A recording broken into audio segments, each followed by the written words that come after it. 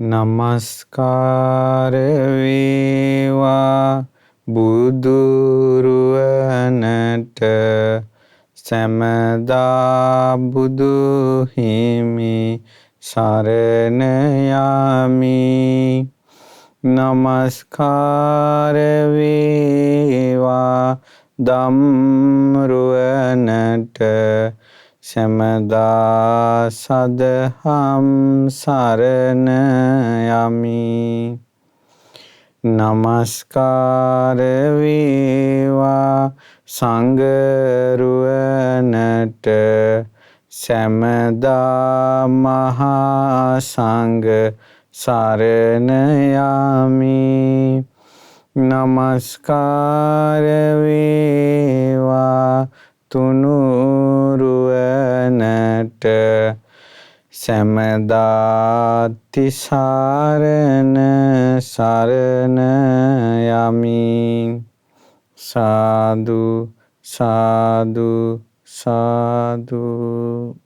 මේ ගෞතම බුද්ධ ශාසනයේ ධර්මසේනාධිපති මහා අග්‍ර ශ්‍රාවක වූ සාරිපුත්ත මහරහතන් වහන්සේට නමස්කාර වේවා. සාදු සාදු සාදු. අපගේ පරම පූජනීය ගුරු දේවෝත්තම පින්වත් ලොකු ස්වාමීන් වහන්සේට නිදුක් නිරෝගී දීර්ඝායුෂ සම්පන්නියම සැලසේවා. සාදු සාදු සාදු. ශ්‍රද්ධාවන්ත පින්වත්නි, අද වප්පුම් පොය දවසයි. වප්පුම් පොය දවසක තමයි අපගේ සාරිපුත්ත මහරහතන් වහන්සේ ප්‍රඥාවෙන් අග්‍ර ශ්‍රාවකයන් වහන්සේ ලෙස භාග්‍යතුන් වහන්සේගෙන් අගතනතුරු ලැබුවේ. ඒ වගේම සාරිපුත්ත මහරහතන් වහන්සේගේ ප්‍රඥා ස්කන්ධය තුන් ලෝකේ පුරා රැව් පිදි රැව් දුන්න දවස. ඒ වගේම බුදුරජාණන් වහන්සේ සංකස්සයට වැඩම කරන්නේ මාතෘ දිවි රාජයාට ධර්මයේ දේශනා කරලා මේ වස් පවාරණය කරන වප්පුම් පොය දවසක. ඒ වගේම තමයි මිහිඳු මහරහතන් වහන්සේගේ ශ්‍රී දේහය ආදානයට කටයුතු වෙදෙන්නෙත් වප්පුම් පොය දවසක. ඉතින් මේ වගේ පොහොය වැදගත්කමක් තියෙන දවසක හවස් කාලේ අපි මේ ධර්ම දේශනාව ශ්‍රවණය කරන්නේ. ඒකට අද දවසේ මේ ධර්ම දේශනාව සඳහා දායකත්වයේ දරනවා ඔක්තෝබර් 30 වන දිනට ජන්මදිනය සමරන ඇමරිකාවේ කැලිෆෝනියා ප්‍රාන්තයේ පදිංචි පින්වත් අනෝජා වික්‍රමසිංහ මෑණියන්ට ආශිර්වාද පිණිස ලක්ෂ්මන් වික්‍රමාරච්චි මහත්මයාත් අනෝජා වික්‍රමාරච්චි දෙපළත් එකතු වෙලා මේ පින්කම සිද්ධ කරන්නේ. මෝල මුරේ මාවත කෑගල්ල යන ලිපිනෙහි පදිංචි මැණිකේ පියදාස මෑණියන්ගේ ජන්මදිනය වෙනුවෙන් මැණිකේ පියදාස මහත්මිය දූදරු පිරිස සමග අද දායකත්වයේ දරනවා මේ ධර්ම දේශනාව ශ්‍රද්ධා රූප වාහිනිය සහ ලක්විරු ගුවන් විදුලිය ඔස්සේ විකාශනය කිරීම පිණිස. එතකොට මේ දවස්වල අපේ රටටත් ලෝකයටත් ව්‍යසන පැමිණෙන කාලයක්. ආයෙත් මිනිස්සු නොදැනගෙන නොතේරි ආයෙ එක්තැන් වෙන්න ගත්තා. වසංගතයෙන් ආපහු සමාජය බියවද්දන්න පටන් ගත්තා. එළියට ගිය මිනිසයා ගෙදරට එනකොට කොයි වගේ තත්වයකින් ඇතුළට එයිද කියලා හිතා ගන්න බැරි තත්වයකටපත් වුණා. මේ ළඟ ඉන්න එක්කෙනා අසනීප වෙලාද මෙයාගෙන් මට ලෙඩ වෙයිද කියලා මිනිසුන්ගේ හිත තුළ සැකය උපදින්න ගත්තා. මේ හැම දෙයක්ම වෙනස් වෙවි යනවා. කොරෝනා ඊටමත් යහපත් විදිහට මර්ධනය කළා කියලා මිනිස්සු උදන් ඇඳුවා. ආයෙත් පටන් ගත්තා. ඉතින් ආයෙ ටික කාලෙකින් ආයෙ මොනවා මිනිසුන්ගේ කටවල් වලින් පිට වෙයිද කියලා අපි දන්නේ නැහැ. කෙසේ නමුත් අද ධර්ම දේශනාව සාරිපුත්ත මහරහතන් වහන්සේට උපහාර පිණිසයි. ප්‍රඥාවෙන් අග්‍රේශ්වර කිනිහිරියා මලේ පාටින් රම් පැහැයින් බබලන ප්‍රඥාවේ පර්වතයේ මුදුනට පැමිණි ප්‍රඥාවේ ස්තූපේ සිළුමිණ බඳු අපගේ සාරිපුත්ත මහරහතන් වහන්සේ. උන්වහන්සේ හරි කරුණාවෙන් යුක්තයි, මෛත්‍රියෙන් යුක්තයි, ප්‍රඥාවෙන් යුක්තයි. උන්වහන්සේට තියුණු ප්‍රඥාව තියෙනවා, වහා උපදින ප්‍රඥාව තියෙනවා. සාරිපුත්ත මහරහතන් වහන්සේගේ නිත්සංගලේ බැල්ම පවා පින්වත්නි පුදුම සහගත කරුණාවක්. සාරිපුත්ත මහරහතන් වහන්සේ නිහතමානී භවී ප්‍රතිමූර්තිය. හොඳට පැහුණ රන් ගොයන් කරලා මෝරන්ට පහළට නැමෙන්නාසේ සාරිපුත්ත මහරහතන් වහන්සේගේ ප්‍රඥාව යම්තාක් අග්‍රයිද ඒ තාක් උන්වහන්සේගේ නිහතමානී බව. ඒ තාක් නිහතමානී බව. ඒ නිසායි සාරිපුත්ත මහරහතන් වහන්සේ භාග්‍යවතුන් වහන්සේ ඉදිරියේ සිංහනාද කරන්නේ, ස්වාමීනි මගේ හිත මහ පොළොව වගේ. හොඳ දේවලුත් මහ පොළොවට දානවා, නරක දේවලුත් මහ පොළොවට දානවා, මහ පොළොව කම්පා වෙන්නේ නැහැ. මගේ හිත ජලය වගේ. හොඳ දේවලුත් ජලයට එකතු වෙනවා, නරක දේවලුත් ජලයට එකතු වෙනවා, ජලය කම්පා වෙන්නේ නැහැ. මගේ හිත ගින්නක් වගේ. හොඳ දේවලුත් දවනවා, නරක දේවලුත් දවනවා, ගින්න කම්පා වෙන්නේ නැහැ. මගේ හිත ඒ වගේ. මගේ හිත සුළඟ වගේ. හොඳ දේවලුත් ගසාගෙන යනවා, නරක දේවලුත් ගසාගෙන යනවා. සුළඟ කම්පා වෙන්නේ නැහැ. මිනිසු මාහට ප්‍රශංසා කරද්දී, නින්දා කරන්ති. සාරිපුත්තයන් වහන්සේගේ සිත කම්පා වෙන්නේ නැහැ. වසල කොල්ලෙක් ගෙන් එළියට බහිනකොට මිනිස්සු බැන්නත් ගැහුවත් ඔහු වසලයා. කියන්නේ කාටවත් ඇයි උඹ මට බැන්නේ? ඇයි උඹ ගැහුවේ? ප්‍රඥාවෙන් අග්‍ර මේ බුද්ධ ශාසනයේ බුදුරජාණන් වහන්සේ හැරෙනකොට මහා ශ්‍රාවක වූ සාරිපුත්ත මහරහතන් වහන්සේ මාවතේ වඩිනකොට උන්වහන්සේට කවුරුත් ගැහුවත් බැන්නත් මොනවා කිව්වත් උන්වහන්සේ සාන්ත සිතින් වඩිනවා. සාරිපුත්තයන් වහන්සේගේ හිත හරි පුදුම සහගතයි. අං කැඩිච්ච ගොනෙක් පාරට ආවට පස්සේ ඒ අං කැඩිච්ච ගොන අනිත් අයට අනින්න යන්නේ නැහැ. පාරේ අයිනේ තියෙන වල ටිකක් කාලා පාඩුවේ යනවා. ඒ වගේ සාරිපුත්ත මහරහතන් වහන්සේ පාරට වඩින්නේ මේ විදිහට. තමන්ගේ සැර අනිත් අයට පෙන්වන්නේ නැහැ. ඒ කියන්නේ එහෙම පෙන්වන්න සැරකුත් නැහැ. පෙන්වන්න මාන්නෙකුත් නැහැ. ඒ නිසා සාරිපුත්ත මහරහතන් වහන්සේ කියන්නේ පුදුම සහගත කෙනෙක්.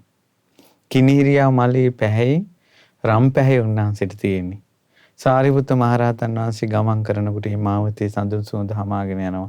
එනමුත් සාරිපුත්ත මහරහතන් වහන්සේ බුදුරජාණන් වහන්සේට වදාලා, ස්වාමීනි සිදුරු 9ක් තියෙන කලයකට කුණු වෙච්ච මාළු දාලා තියෙනකොට ඒ කලේ සිදුරු 9න්ම කුණු මාළු ඕජාව වැగిරෙනවා. මම මගේ ශරීරය ගැන හිතන්නේ කුණු මාළු හැලියක් වගේ. ඇස් දෙක, කන් දෙක, නාස්පුඩු දෙක, කට ඒ වගේම මල මුත්‍රා මාර්ග වලින් ඕජාව වැగిරෙන කුණු වෙන ශරීරයක්. මේ රම් පැහැයෙන් බබලන ශ්‍රී දේහයක් ඇති සාරිපුත්තයන් වහන්සේගේ සිංහනාද. ඒ සාරිපුත්ත මහරහතන් වහන්සේ පින්වත්නි පුදුම සහගතයි. පුදුම සහගතයි. උන්වහන්සේගේ කරුණාව, මෛත්‍රිය බුදුරජාණන් වහන්සේ වදාලා, සේවේත භික්ඛවේ සාරිපුත්ත මොග්ගල්ලානේ. පින්වත් මහණෙනි මේ සරියුත් මුගලන් දෙනම සේවනය කරන්න. භජත භික්ඛවේ සාරිපුත්ත මොග්ගල්ලානේ. සරියුත් මුගලන් දෙනම භජනය කරන්න. බුදුරජාණන් වහන්සේ වදාලා, සේයතාපි භික්ඛවේ ජනේති ඒවං සාරිපුත්තෝ. දරුවන් බිහි කරන අම්මා කෙනෙක් වගේ මේ සාරිපුත්‍ර. මේ බුද්ධ ශාසනයේ අම්මා කියන නම බුදුමුවෙන් පිට වුණේ සාරිපුත්ත මහරහතන් වහන්සේට. ධර්ම සේනාධිපති කියන නාමය බුදුමුවෙන් පිට වුණේ සාරිපුත්ත මහරහතන් වහන්සේට. උන්වහන්සේ සංඝගණ සෙබෙව්වා. සංඝගණ සෝවනය කළා. සිරිමත් බඹසිරසෙහි පාපෙසෙනා සැරියුත් මහ මුගලන් පිළිවෙලිනා. ඒ සාරිපුත්ත මහරහතන් වහන්සේගේ ශ්‍රී පාදය මහා බ්‍රහ්මයාගේ සිරසේ පිහිටියා. අපේ බුදුරජාණන් වහන්සේගේ ශ්‍රාවක සංගරුවන සාරිපුත්ත මහරහතන් වහන්සේගේ කරුණා මහිමයට උන්වහන්සේගේ මෛත්‍රියේ මහිමයට සබ්‍රහ්මචාරී භික්ෂුන් වහන්සේලාට අම්මා කෙනෙක් වගේ උදව් කරපු බවට දෙස් දෙන සාක්ෂි දෙන උතුම් දේශනාවක් අද මේ වප්පුම් පොය දවසේ ඔබට ඉගෙන ගන්න ලැබෙනවා. හරි සුන්දරයි. කොරෝනා වසංගතයට සිත සලිතවන කොරෝනා වසංගතය තමා ළඟට පැමිණෙයිදෝ කොරෝනා වසංගතය අපේ සමාජයේ වසාගෙන යද්දී අපිත් ඒ තුලට වැටෙයිදු කියමින් නිවෙස් වලට වී යම් තැති ගැනීමක් තියෙන මිනිස්සු ඉන්නවා. ඔවුන්ටත් අද මේ දේශනාව හරි අගෙයි. ඔබට කොරෝනා වැළඳෙන්නේ ඇයි? ඔබගේ හිත බය වෙන්නේ ඇයි? මේ සියලු දෙනා එක තැනකට වෙලා ගුලි වෙන්නේ ඇයි? මේ මිනිසුන්ගේ කටවල් මොකවාඩම් වලින් වැසී ගියේ ඇයි? යන වග මේ දේශනාවේ තිබෙනවා. ඒ වගේම තමයි බුද්ධ කාලයේ මිනිසුන්ගේ තියුණු ප්‍රඥාවත් සැඟවුණ ප්‍රඥාවත් මේ දේශනාවෙන් තේරුම් ගන්න පුළුවන්. හරිම අගේ ඇති දේශනාවක්. කන් යොමු කරගෙන ශ්‍රවණය කරන්න. මේ දේශනාව තිබෙන්නේ සංයුත්ත නිකායේ 3 වෙනි පොත් වහන්සේගේ එහෙම නැත්නම් කන්ද සංයුත්තේ තේර වර්ගයේ යමක සූත්‍රය. මේ දේශනාවේ නම යමක සූත්‍රය. ඒ කාලේ සාරිපුත්ත මහරහතන් වහන්සේ සවැත් නුවර ජේතවනාරාමේ වැඩ වාසය කළා. ඒ කාලෙම යමක කියන භික්ෂුන් වහන්සේට ඒ තෙරුන් වහන්සේගේ නම යමක. යමක කියන භික්ෂුන් වහන්සේට පාපී දෘෂ්ටියක් හටගත්තා. බුද්ධ කාලේත් උන්වහන්සේලාට එක එක දේවල් හිතෙනවා බුදු කෙනෙක් වැඩ ඉඳිද්දී. බලමු කොමක්ද ඉපදුන දෘෂ්ටිය කියලා. තථාහම් භගවතා ධම්මං දේශිතං ආජානාමි. මම බුදුරජාණන් වහන්සේ වදාළ ධර්මයේ දන්නවා. ඔන්න යාඳුර හිතුවා. යථා කීනාසවෝ බික්ඛු කායස්ස බෙහෙදා උච්චිජ්ජති විනස්සති නහෝති පරම්මරණාති. කීනාසරව අරහත් භික්ෂුව කය බිඳිලා මරණින් මත්තේ නැත්තටම නැති වෙලා යනවා. නැති වෙලා යනවා, පිහිටන්නේ ඊළඟට විනාශ වෙලා යනවා. රහතන් වහන්සේ මරණින් මත්තේ විනාශ වෙනවා. ආයේ නැහැ. දැන් ඔබට මේ වගේ කතාවක් කිව්වොත් එහෙම රහතන් වහන්සේ මරණින් මත්තේ නැහැ කියලා ඔබ පිළිගන්නවද නැද්ද? අනිවාර්යෙන් පිළිගන්න. රහතන් වහන්සේ නමක් මරණින් මත්තේ නැහැ කියලා කිව්ව ගමන් පිළි නොගන්නේ කවුද? නමුත් පින්වතුනි, රහතන් වහන්සේ මරණින් මත්තේ නැහැ කියන ප්‍රකාශය සම්පූර්ණයෙන්ම සාවද්‍යයි, වැරදි සහගතයි.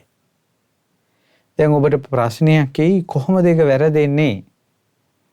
දැන් මේ බලන්න, රහතන් වහන්සේ නමක් මේක විස්තර කරන නිසා මේ විදිහට කියලා දැන් මේ වචනේ වැරද්ද හොඳටම දැන් මේ දේශනාවේ ඉදිරියට විස්තර කරනවා.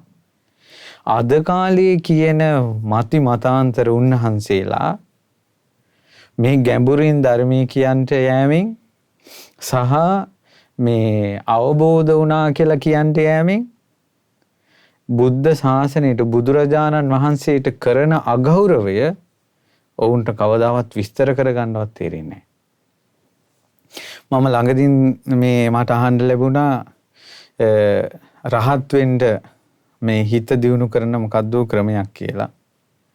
එතකොට නිකන් මේ හිතට අරමුණක් ගන්න නැතුව ඔහේ ඉස්සරහා බලාගෙන ඉන්නකොට හිතට අරමුණු එන්නේ නැතකොට හිත නිකම්ම ප්‍රඥායස උපද්දව ගන්නවා කියලා තමයි මේ බණ විස්තර කරන්නේ. එතකොට භාග්‍යතුන් වහන්සේ සත්‍තිස් බෝධිපාශික ධර්ම වදාළේ කුමක් පිණිසද? ආර්ය අෂ්ටාංග මාර්ගයක් වදාළේ කුමක් පිණිසද? සීල සමාධි ප්‍රඥා වදාළේ කුමක් පිණිසද? භාග්‍යතුන් වහන්සේ අනුපුබ්බ සික්ඛා, අනුපුබ්බ කිරියා, අනුපුබ්බ පටිපදා කියලා ප්‍රතිපදාවක් වදාළේ කොමටද? දැන් රහත් වුණා කියලා අද කාලේ මහා ගැඹුරින් බණ කියාගෙන යන්න හදන බොහෝ අය නොදැනගෙන ශාස්ත්‍රුන් වහන්සේට අතිශයින් අපහාස කරනවා. ශාස්ත්‍රුන් වහන්සේගේ මේ පිවිතුරු ශ්‍රී සද්ධර්මයට අතිශයින් අපහාස කරනවා. මේ සීල සමාධි ප්‍රඥා දියුණු කරලා මඟඵල ලැබූ රහතන් වහන්සේලාට අපහාස කරනවා. කෙටි ක්‍රම සොයන්ට යෑමෙන්, වහා නිවන් දකින්න යෑමෙන්, අදාදම මඟඵල ලබන්න යෑමෙන් මිනිස්සු සිද්ධ කරගන්න දේවල්. ඒ නිසා මේකේ තියෙන භයානකම තේරුම් ගන්න ඔන්න දැන් කියනවා මේක භික්ෂුවක් රහතන් වහන්සේ මරණින් මත්තේ නැහැ. දැන් ඔය ප්‍රකාශය ඔබට කිව්වනම් ඔබ පිළිගන්නවා. ආයේ නැහැ කියලා කතාවක් නැහැ. නමුත් මේකෙම තියෙනවා මේක පාපී දෘෂ්ටියක්. අස්සෝසුංකෝ සම්බහුලා බික්කු යමකස්ස කිරනාම බික්කුණෝ ඒව රූපම් පාපකං දිට්ඨිගතං උප්පන්නං හෝති.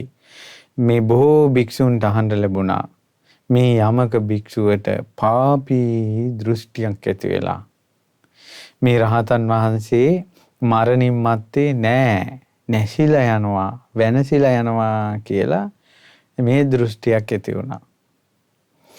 ඊට පස්සේ මේ තෙරුන් වහන්සේලා බොහෝ භික්ෂු මං හිතන විදිහට මේ තෙරුන් වහන්සේලා රහතන් වහන්සේලා.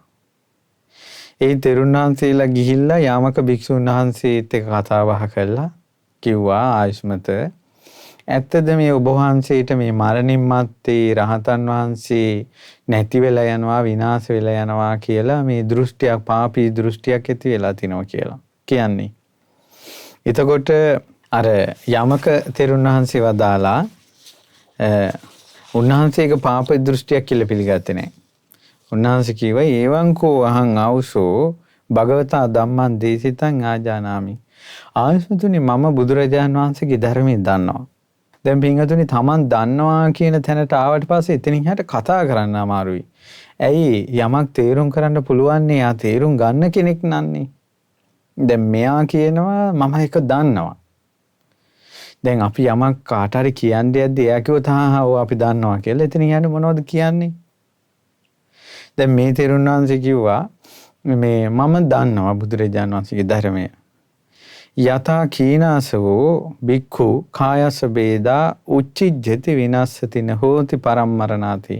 මරණින් මත්තේ කීනාසව භික්ෂුව නැති වෙලා යනවා, විනාශ වෙලා යනවා. මරණින් මත්තේ නැහැ. රහතන් වහන්සේ මරණින් මත්තේ නැහැ. මාඋසෝ යමක ඒවන් අවච අර තෙරුන් වහන්සේලා ඔක්කොම අර යමක භික්ෂුවට කියනවා එහෙම කියන්න එපා. ආඋසෝ එහෙම කියන්න එපා. මා භගවන්තං අබ්බාචිකී භාග්‍යතුන් වහන්සේට අභූතෙන් චෝදනා කරන්න එපා. නහි සාදු භගවතෝ අබ්බක්ඛානම් භාග්‍යතුන් වහන්සේ නම් කවදාවත් කිසිම තැනක බුද්ධ වචනෙන් කියලා නැහැ, දේශනා කළා නැහැ. මරණින් මත්තේ රහතන් වහන්සේ නැහැ කියලා. දැන් ඔබට එහෙනම් කුතුහලයක් ඇති වෙන්නේ නැද්ද? එහෙනම් රහතන් වහන්සේට මොකද්ද වෙන්නේ කියලා දැනගන්න. මේ දේශනාවේ තියෙනවා ඒක. ඉතින් අර ඔක්කොම තෙරුන් වහන්සේලා යමක භික්ෂුවට කියනවා ඕක කියන්න එපා. බුදුරජාණන් වහන්සේ ඔහොම දෙයක් දේශනා කළා නැහැ. ඒවම්පිකෝ ආයස්මා යමකෝ තේහි බික්කුහි වුච්චමානෝ. මේ විදිහටත් මේ බොහෝ භික්ෂුන් වහන්සේලා යමක භික්ෂුවට කියද්දී තතේව තම් පාපකං දිට්ඨිගතං තාමසා පරාමස්ස අබිනිවිස්ස වෝහරති. තමන් ගත්ත අදහසේම කැරකී ඒක තමයි කතාව කියන්නේ. ඔබ වහන්සේලා කොහොමද එහෙම කියන්නේ? රහතන් වහන්සේයි ඔබ වහන්සේලා කියන්නේ රහතන් වහන්සේලා පිරිනිවන් පෑවට පස්සේ ඉන්නවද? ඔබ වහන්සේලා කියන්නේ කියලා මෙහා කරුණු කියා ඉන්නවා, එක දිගට කියනවා. අනිත් තෙරුන් වහන්සේලාට කතා කරන්න ඉඩක් නැහැ. තමන්ගේම අදහසෙම කැරකෙනවා. මොන කරුණ කිව්වත් අවසානයේ ඒ අදහසටම එනවා. ඊට පස්සේ යතෝකෝතේ බික්කු නාසක්කින් සුආයස්මන්තං යමකං ඒතස්මා පාපකා දිට්ඨිගතා විචේචේතුං. මේ කරුණ විස්තර කරලා තේරුම් කරන්න අර භික්ෂුන් වහන්සේලාට බැරි වුණා. හැබැයි ඒ තෙරුන් වහන්සේලා එතනින් වැඩම කරලා අපගේ ධර්ම සේනාධිපති සාරිපුත්ත මහරහතන් වහන්සේ ළඟට පැමිණියා. සාරිපුත්ත මහරහතන් වහන්සේට ළඟට පැමිණිලා සාරිපුත්ත මහරහතන් වහන්සේට කියා හිටිනවා ස්වාමීනි ආයුෂ්මත් සාරිපුත්තයන් වහන්සේ මේ යමක භික්ෂුවට යමක කියන තෙරුන් වහන්සේට පාපී දෘෂ්ටියක් ඇති වෙලා තියෙනවා රහතන් වහන්සේ මරණින් මත්තේ නැති වෙලා යනවා විනාශ වෙලා යනවා කියලා. ඉතින් සාදායස්මා සාරිපුත්තෝ යේන යමකෝ බික්ඛු තේනුපසංකමතු අනුකම්පං උපාදාය. අනේ ඔබ වහන්සේ අනුකම්පා කරලා ওই යමක තෙරුන් වහන්සේ ළඟට ගිහලා ඔක තේරුම් කරලා දෙන්නකෝ. අදිවාසීසිකෝ ආයස්මා සාරිපුත්තු තුන්නී භාවේන. නිහඬව ඉවසා වදාලා. ඉතින් සාරිපුත්තයන් වහන්සේ සවස් කාලයේ භාවනාවෙන් නැගිටලා යමක තෙරුන් වහන්සේ ළඟට වැඩම කළා. ඒ යමක තෙරුන් වහන්සේ සමග කතා බහ කළා. එක පැත්තක අසුංගන සාරිපුත්තයන් වහන්සේ යමක භික්ෂුවට කියා හිටියා ඇත්තද ආයුෂ්මතුනි ආවුසෝ කියලා කියන්නේ තමන්ට වැඩිය බාල පැවිද්දෙන් බාල උපසම්පදාවෙන් බාල මේ භික්ෂුවකට අමතන වචනයක්. ඇත්තද ආවුසෝ මේ වගේ පාපී දෘෂ්ටියක් ඇති වුණා කියන්නේ ඒ කියන්නේ භාග්‍යතුන් වහන්සේ වදාළ ධර්මයේ මම දන්නවා. ඒ ධර්මයට අනුව රහතන් වහන්සේ මරණින් මත්තේ නෑ විනාශ වෙලා යනවා නැති වෙලා යනවා කියලා වගේ. ඊට පස්සේ කිව්වා ආයස්මත මේ මට ওই වගේ අදහසක් තියෙනවා තමයි. ඊට පස්සේ සාරිපුත්ත මහරහතන් වහන්සේ දැන් අනිත් තෙරුන් වහන්සේලා මෙහෙම කළේ. අනිත් තෙරුන් වහන්සේලා වදාලා ආවුසෝ භාග්‍යතුන් වහන්සේට අභූත චෝදනා කරන්න එපා. කියලා ටිකක් අර චෝදනා ස්වභාවයෙන් තමයි කතා කළේ. දමනේ උනේ නැහැ. සාරිපුත්ත මහරහතන් වහන්සේ වදාලා ප්‍රියාච්මතුනි මොකද්ද ඔබ වහන්සේට හිතෙන්නේ? රූපය නිට්ටය දෙයක්ද අනිත්‍ය දෙයක්ද කියලා ඇහුවා. දැන් අර අදහස දැන් රහතන් වහන්සේ මරණින් මත්තේ ඉන්නවද නැද්ද කියන කතාව පැත්තක තියලා සාරිපුත්ත මහරහතන් වහන්සේ ඇහුවා යමක තෙරුන් වහන්සේගෙන් රූපේ නිට්ටයයිද අනිත්‍යයිද? රූපය කියන්නේ පින්වත්නි සතර මහා ධාතුත් සතර මහා ධාතුන්ගෙන් හටගත් දේත්. සතර මහා ධාතු කියන්නේ පඨවි ආපෝ තේජෝ ආයෝ. දැන් හුදික් බලන්න මේ ශරීරය දිහා මේ ශරීරය දිහා බලනකොට මේ ශරීරය පඨවි ආපෝ තේජෝ ආයෝ කියන සතර මහා ධාතුන්ගෙන් හටගත් දේවල්.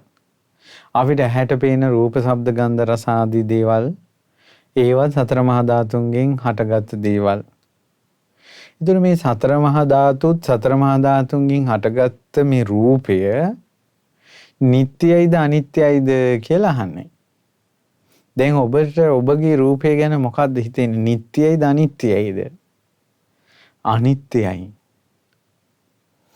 දැන් අපි කියමින් ඔබ මේ රූප රාමුවක් දිහා බලාගෙන ඉන්නකොට රූප රාමුව පවා අනිත්‍යයිනේ. මේ ඇහෙන හඬ පවා අනිත්‍යයිනේ. වෙනස් වෙවි යන එකක් නෙවෙයි. මීට කලින් හඬ අනිත්‍ය නොවුනා නම් ඊළඟ හඬ ඇහෙන්නේ නැහනේ. ඊළඟට පුංචි කාලේ අපි ගම ඕලාරික වශයෙන් ගත්තොත් අපි පුංචි කාලේ කතා කරපු ඒවා, ගියපු ඒවා, ඇවිදපු ඒවා, අපේ ෆොටෝ එකක් ගත්තත් මේ හැම දෙයක්ම වෙනස් වෙලානේ දැන්. රූපේ කියන එක අනිත්‍යයි කියන එක වෙනස් කරන්න පුළුවන් කෙනෙක් නැහැ. දැන් ඔබ කොරෝනා වලට බය වෙලා සිටින්නේ ඇයි? ඔබ අපි කවුරුත්?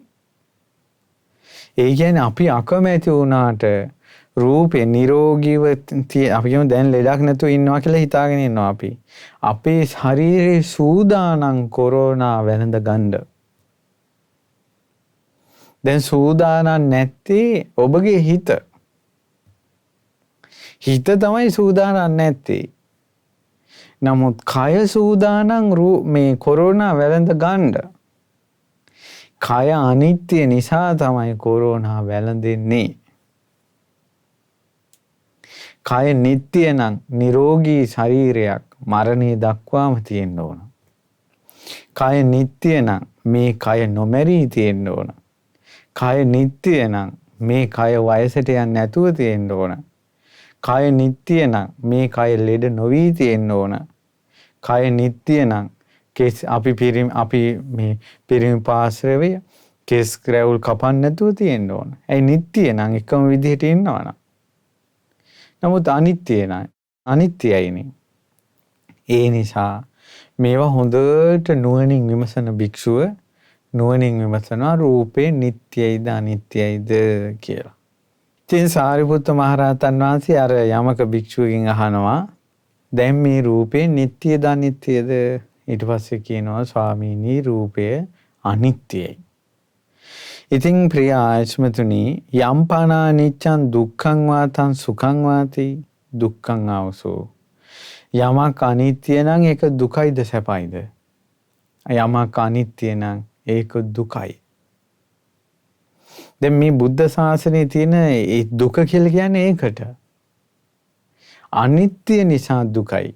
දැන් සමහර අය අහනවානේ දුක නම් හරි දුකයි. සැප කොහොමද දුකක් වෙන්නේ කියලා? සැප දුකක් වෙන්නේ සැප අනිත්‍ය නිසා. උපේක්ෂාව දුකක් වෙන්නේ උපේක්ෂා විඳීම සැප දුක් රහිත විඳීම අනිත්‍ය නිසා. දුක දුකක් වෙන්නේ දුකත් අනිත්‍ය නිසා. ඒ නිසා යමක් අනිත්‍යද ඒ දුකයි. ඉතින් ආයස්මතුනි යමක් අනිත්‍ය නම් යම් පනානිච්ඡං දුක්ඛං දුකනං විපරිණාම ධම්මං වෙනස් වෙන ස්වභාවයට අයිතිනම් කල්ලන්නුතං සමනිපස්සිතුං ඒතං මම ඒසෝ හමස්මි ඒසෝ මේ අත්තාති. ඒ යමක් අනිත්‍ය නම් දුක නම් වෙනස් වෙන ධර්මතාවයට අයිති නම් ඒ දේ මගේ මම වෙමි මගේ ආත්මය කියලා මුලාවෙන් දකින්න එක සුදුසුද? රූපය මම මගේ ආත්මය කියලා මුලාවෙන් දකින්න එක සුදුසුද කියලා හෙව්වා. මම නම් මගේ නම් මගේ ආත්මය නම් ලෙඩ හැදෙන්න එපා කියලා අපේ නියෝගයට කය යටත් වෙන්න ඕන. අපේ නියෝගයට කය යටත් නැහැ. කොයි වෙලා අපි සූදානම් නැති වුණාට මේ රූපය සූදානම් කොරෝනා වැළඳ ගන්න. අපි දන්නේවත් නැතුව මෙහා ලෙඩේ හදාගෙන.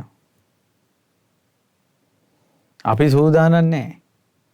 දැන් අපිට ඇඟට බනින්න පුළුවන්ද? ඇඟට දොස් කියන්න පුළුවන්ද? ඇයි උඹ හදාගත්තේ කියලා? ඇයි එතකොට සම්පූර්ණයෙන්ම මෙන්න මෙයා වටා ඉන්න අය මෙයාව අත්හරිනවා. ඊට පස්සේ මෙයා හුදකලා වෙනවා. කවුරුත් ළඟට යන්නේ නැතුව යනවා. බලන්න එතකොට තමන්ගේ කොච්චර පංච උපාස්කන්ධ ලෝකේ වෙනස් වී යනවද?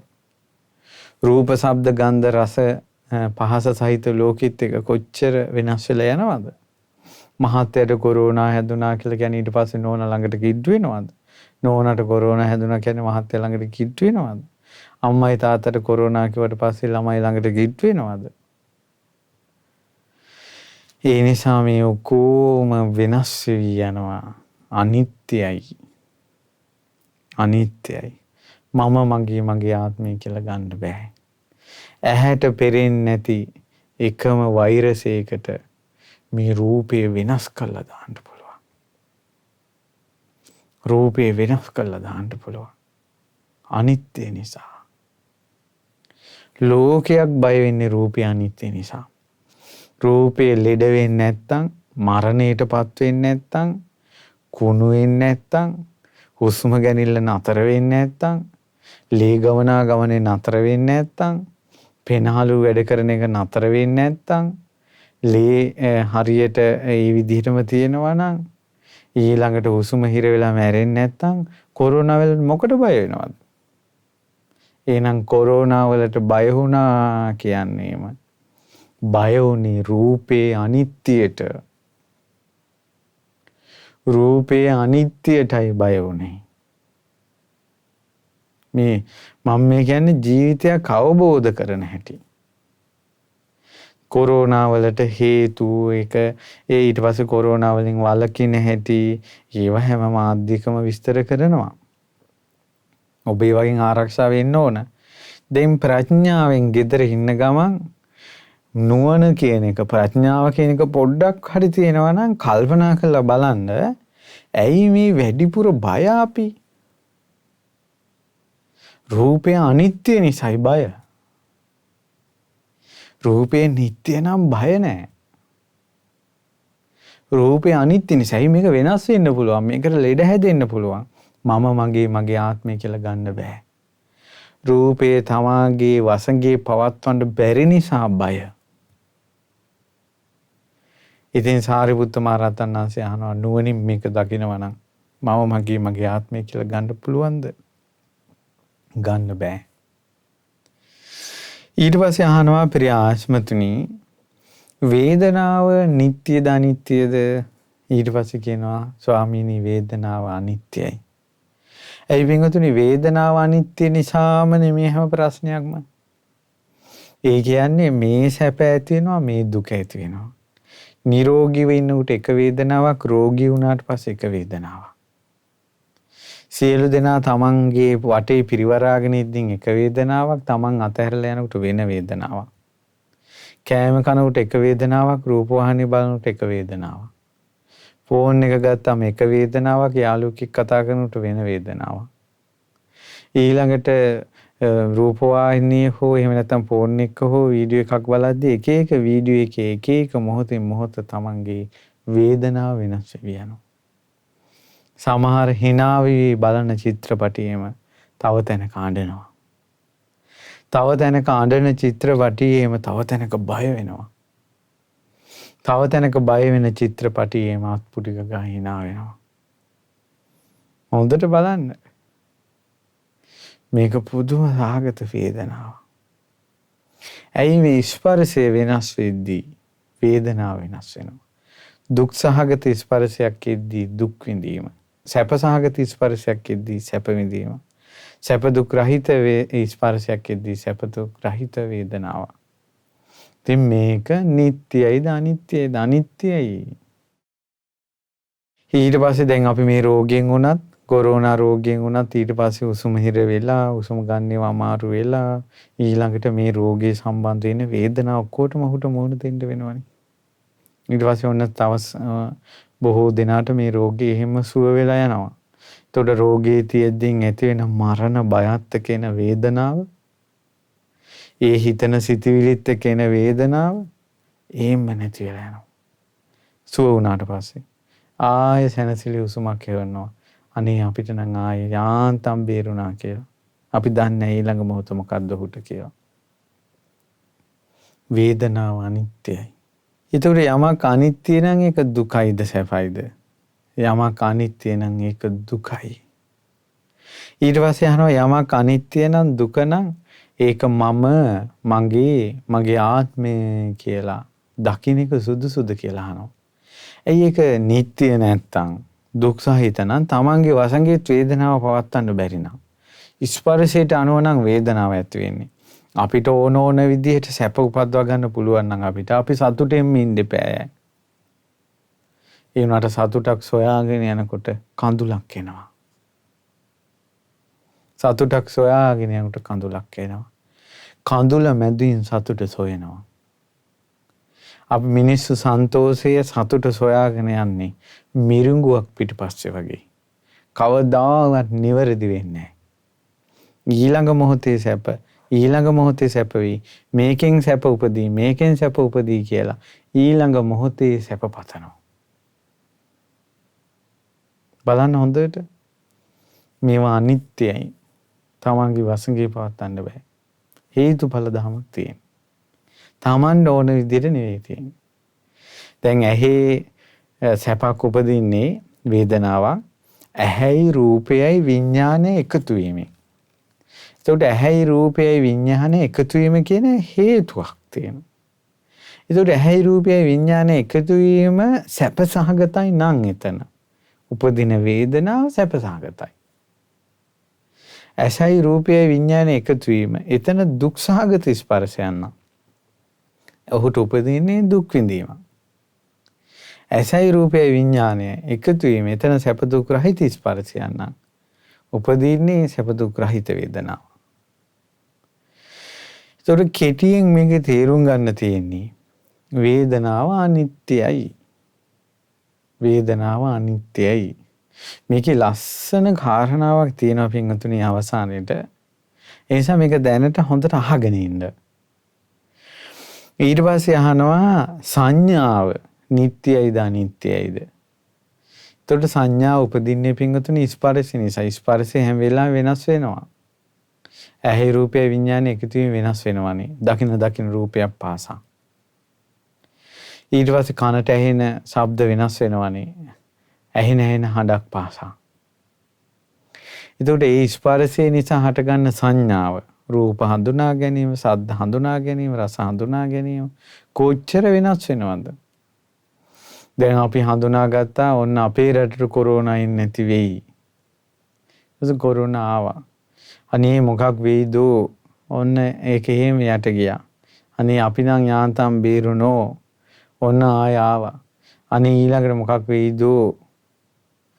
දැන් මේ අපිට හිතා ගන්න බෑ මිනිස්සු මේ ලෝකේ දිහා බලන විදිය, රූප, ශබ්ද, ගන්ධ, රස, පහස අනුව සංඥාවල් ඇති කර ගන්න විදිය හිතා ගන්න බෑ.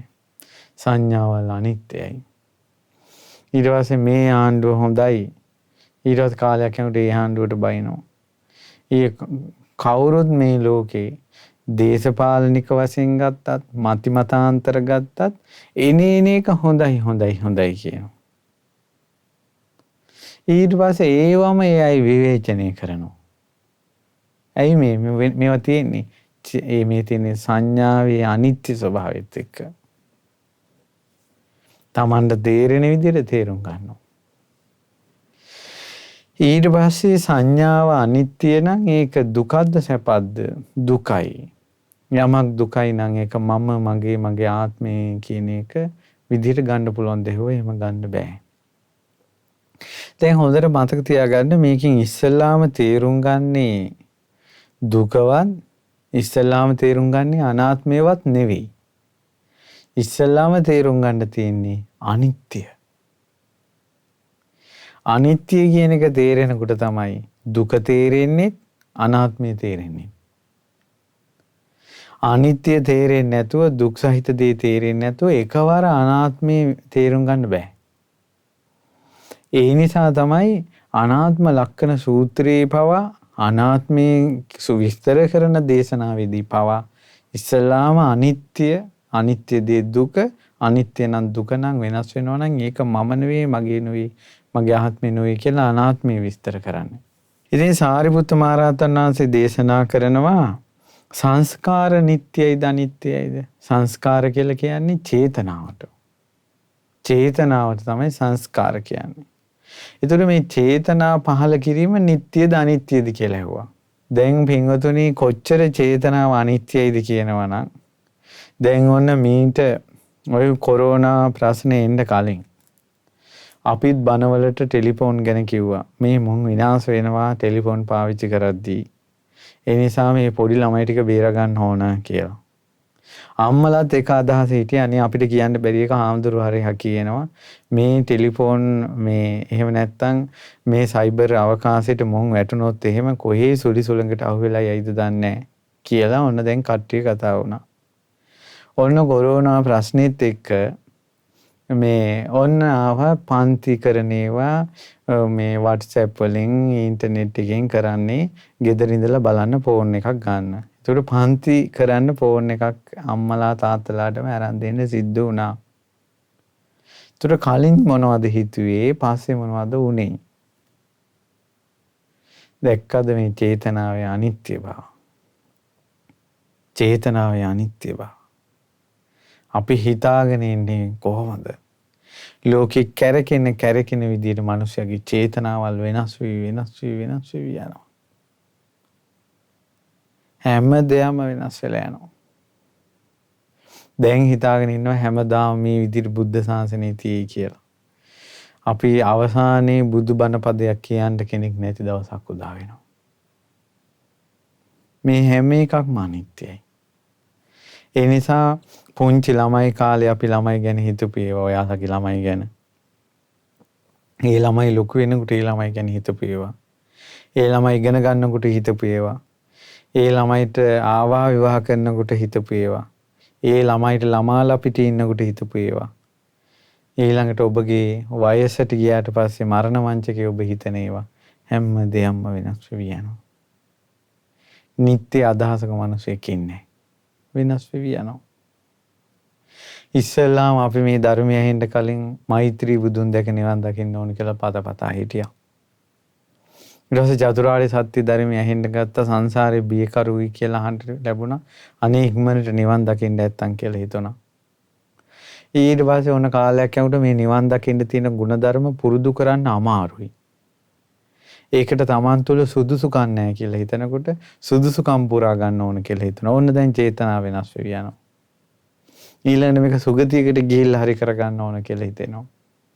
ඊළඟට අඩුම තරමේ තිස දැන් නිවන් දකින්න කියලා පටන් ගන්න තිසරණේවත් රැඳි අනින්න කියනවා. මේ චේතනාව වෙනස් වෙවි යනවනේ. චේතනාව වෙනස් වී යනවා. ඊට පස්සේ ඔන්න දැන් සමහර අය ඉක්මනට නිවන් දකින්න ඕන මාර්ගඵල ලබන්න ඕන මෙන්න රහතන් වහන්සේ නමක් කියලා හොයාගෙන යනවා. එතකොට රහතන් වහන්සේ නමක් හොයාගෙන ගියේ.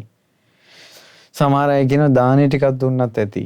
ඊට පස්සේ ආය අවසානයේ යා නවතින්නේ එක්කෝ මොකක් හරි බුදුන් උපන්නේ ලංකාවේ කියලා හරි මොකක් හරි විකාරයක නතර වෙනවා. ගියේ කොහෙද යන්න උනේ කොහෙද? කොච්චර චේතනාවල් වෙනස් වෙවි ගියාද? ඒ නිසා දකින රූපයක් පාසා අහන හඬක් පාසා දැනෙන ගඳ සුවඳක් පාසා දැනෙන පහසක් පාසා චේතනාව වෙනස් වෙනවා. ඒක අනිත්‍යයි. යමක් අනිත්‍ය නම් ඒක දුක් සහිතයි. යමක් අනිත්‍ය නම් දුක් සහිතයි නම් ඒක මම නොවේ, මගේ නොවේ, මගේ ආත්මේ නොවේ. ඉතින් එහෙම ගන්න සුදුසු නෑ නේ කියලා. ආත්ම වශයෙන් ගන්න සුදුසු නෑ නේ කියලා වදාළා සාරිපුත්තයන් වහන්සේ. සාරිපුත්තයන් වහන්සේ වදාළා ආයෂ්මතුනි විඥානය ගැන මොකක්ද හිතන්නේ? විඥානේ නිට්ටයද අනිත්‍යද කියලා ඇහුවා. විඥානය කියන්නේ පින්වතුනි විඥානය කියලා වෙනම භෞතික දෙයක් එහෙම තියෙන කතාවක් නෙවෙයි. විඥානය කියන්නේ ඇහෙන් රූපේ දැන ගන්නවා. ඒකට කියනවා චක්කු විඥාන. ඇහෙන් රූපේ දැන ගන්නවා. කනෙන් ශබ්දේ දැන ගන්නවා. ඒකට කියනවා මේ සෝත විඥාන. නාසයෙන් ගඳ සුවඳ දැන ගන්නවා. ඒකට කියනවා ගාහන විඥාන. දිවෙන් රසය දැන ගන්නවා. ඒකට කියනවා જીවහා විඥානය. කයෙන් පහස දැන ගන්නවා. ඒකට කියනවා කාය විඥාන. මනසින් අරමුණු දැන ගන්නවා. ඒකට කියනවා මනෝ විඥාන කියලා. එතකොට විඥානය එතකොට දැනගැනීමේ ස්වභාවය කොහොමද නිට්ටය වෙන්නේ? ඇහත් අනිත්‍ය වෙනවා නම් රූපත් අනිත්‍ය වෙනවා නම් ඒවා දැනගැනීම කොහොමද නිට්ටය වෙන්නේ? ඇහත් අනිත්‍ය නම් රූපෙත් අනිත්‍ය නම් ඒ දෙක නිසා හටගන්නා වූ විඥානේ කුතෝ නිච්ඡං භවිස්සති. කොහොමනම් නිට්ටය වෙන්නද? එහෙනම් භවෙන් භවයට යන විඥානයක කතාව හරිද? ඒ විඥානේ ආකාශයේ රැඳිලා තියෙනවා කියන කතාව හරිද? තව කෙනෙක්ගේ විඥානය මෙහෙම කරන්න පුළුවන් කියන කතාව හරිද?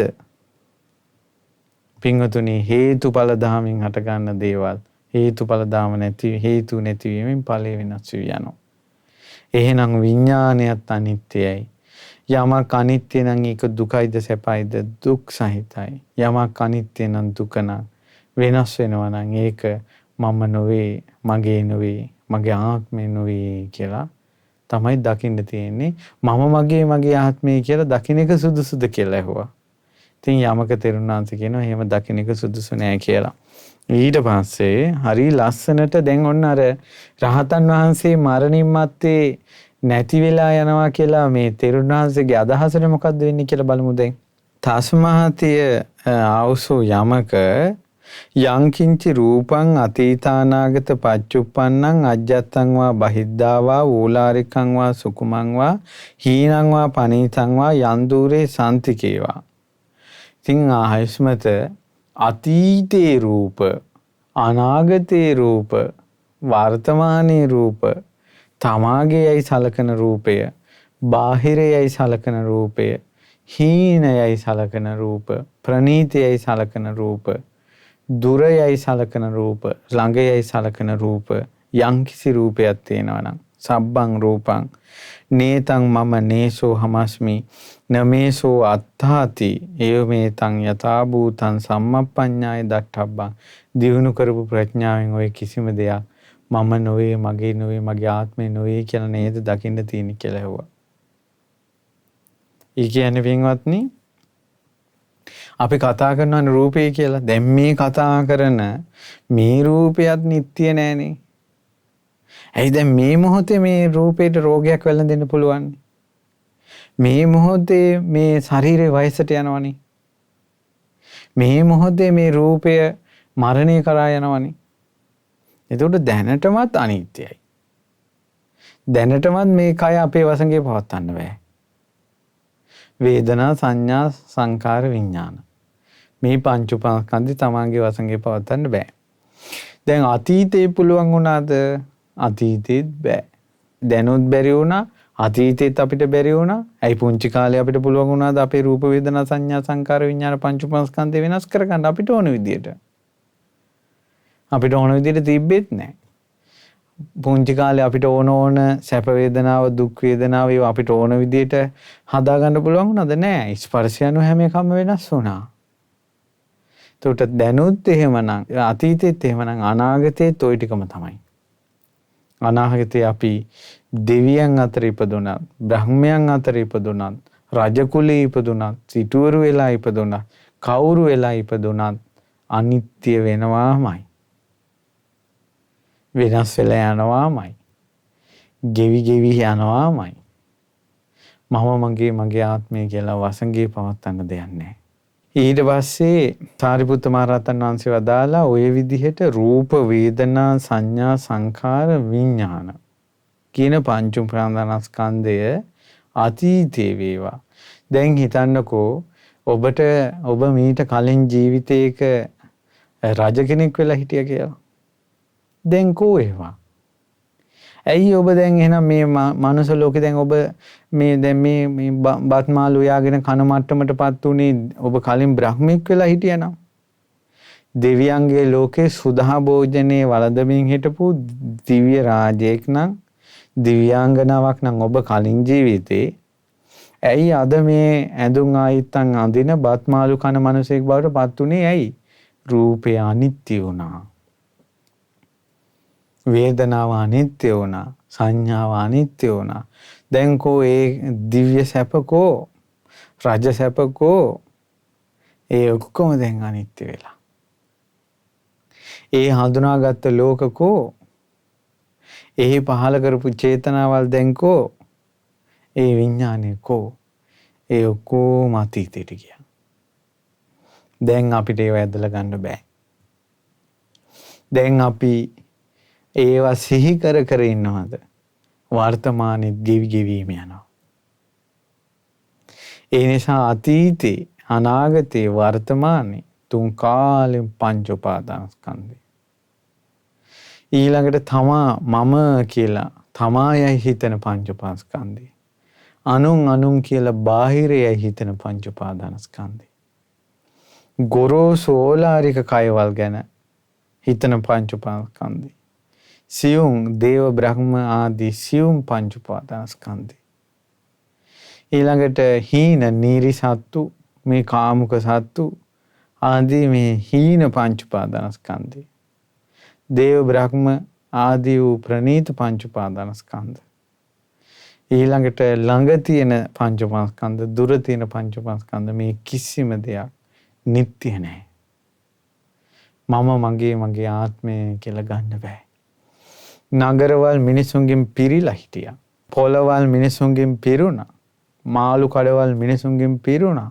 වහා ඒවා හිස් වෙලා යනවද නැද්ද? ඊට පස්සේ එන්න කවුද ලෙඩ වෙන්නේ ඉක්මනට එන්නේ ස්පිරිතාලට? කවුද ලෙඩ වෙන්නේ එන්න ඉක්මනට ස්පිරිතාලට කියනවා.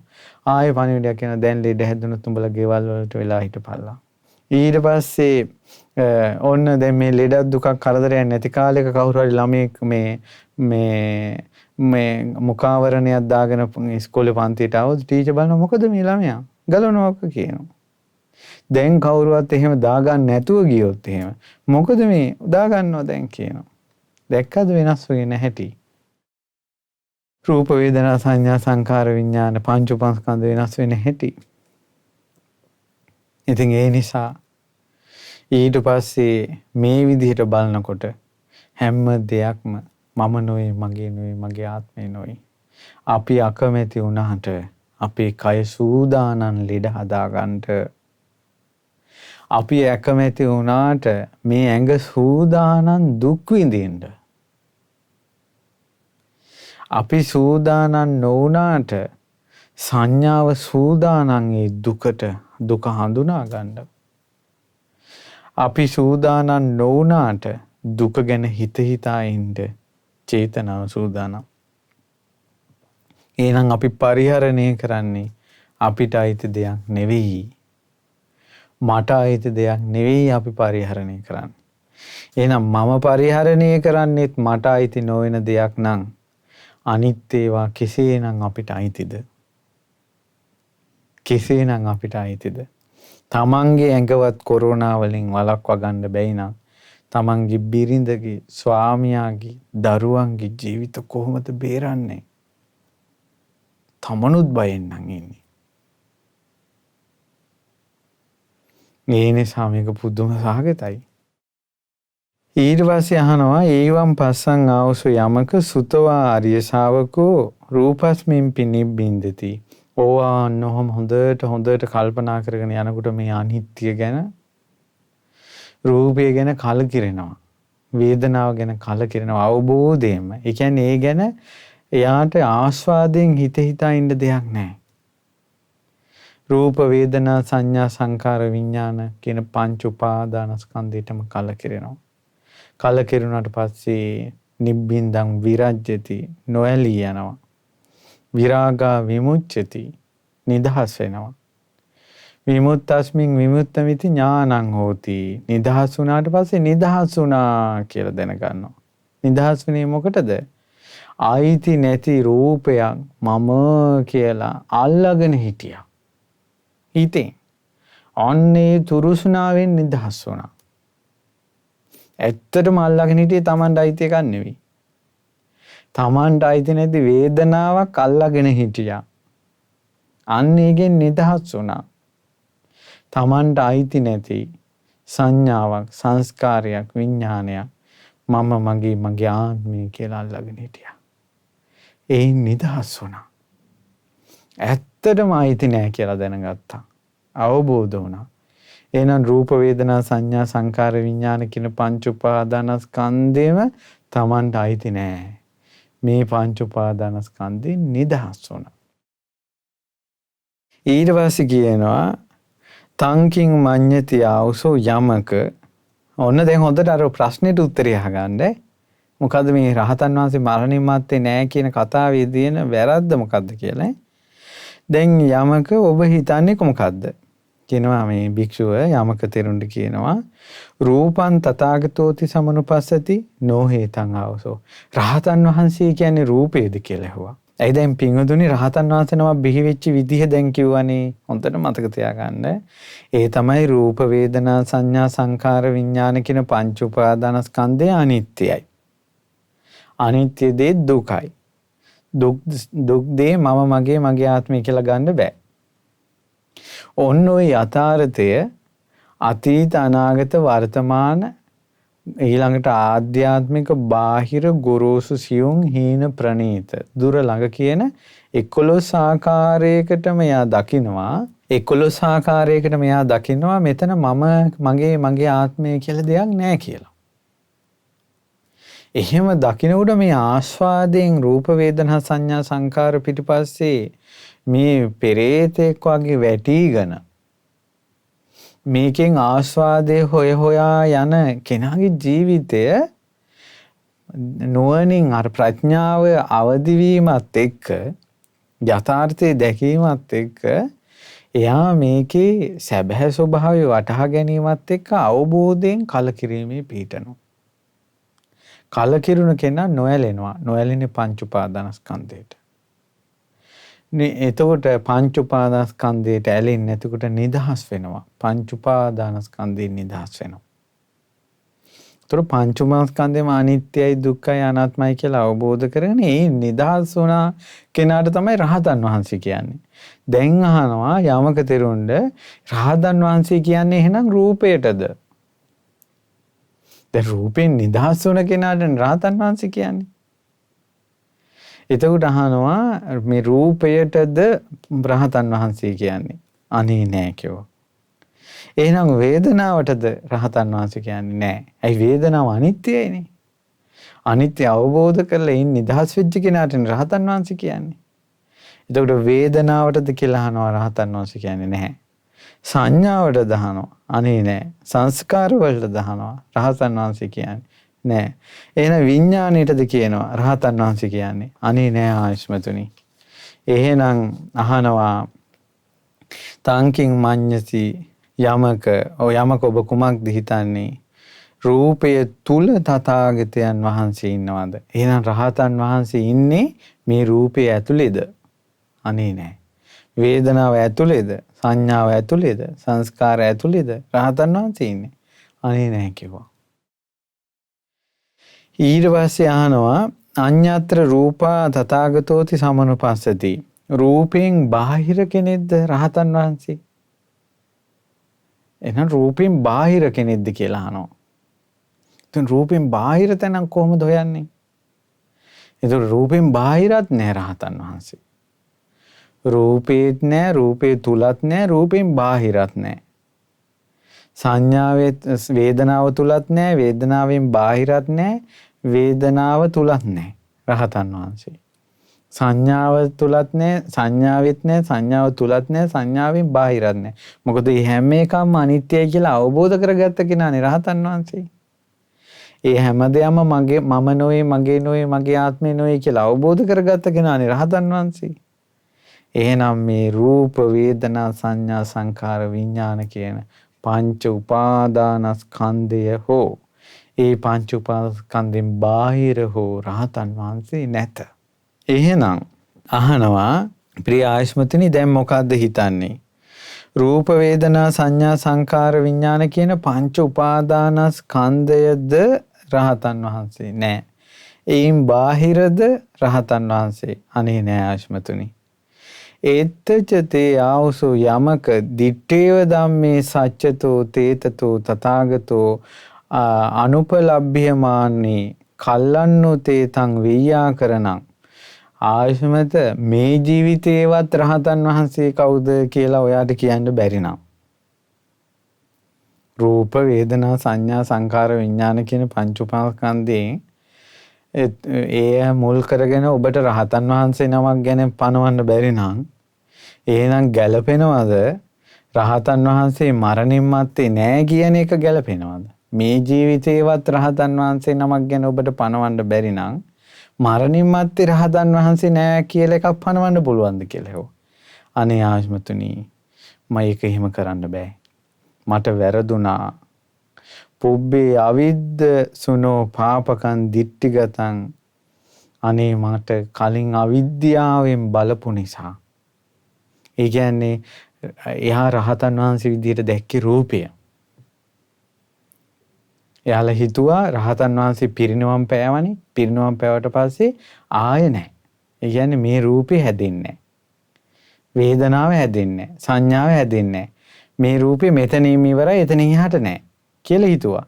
ඇයි එයා හිතුවේ මේ රූපේ කියලා රහතන් වහන්සේට ගත්තේ රූපේ. නමුත් රහතන් වහන්සේ කියන්නේ රූපය අනිත්‍යයි, දුකයි, අනාත්මයි කියලා අවබෝධ කිරීම කරපු කෙනාට කියන නමක් රහතන් වහන්සේ කියන්නේ. ඇත්තටම අරහත්වය කියන්නේ අවබෝධයට පනවපු නාමයක්. එතකොට අපි සාමාන්‍යයෙන් දැන් මේක ඇත්තටම ප්‍රඥා සහගත කතාවක්නේ.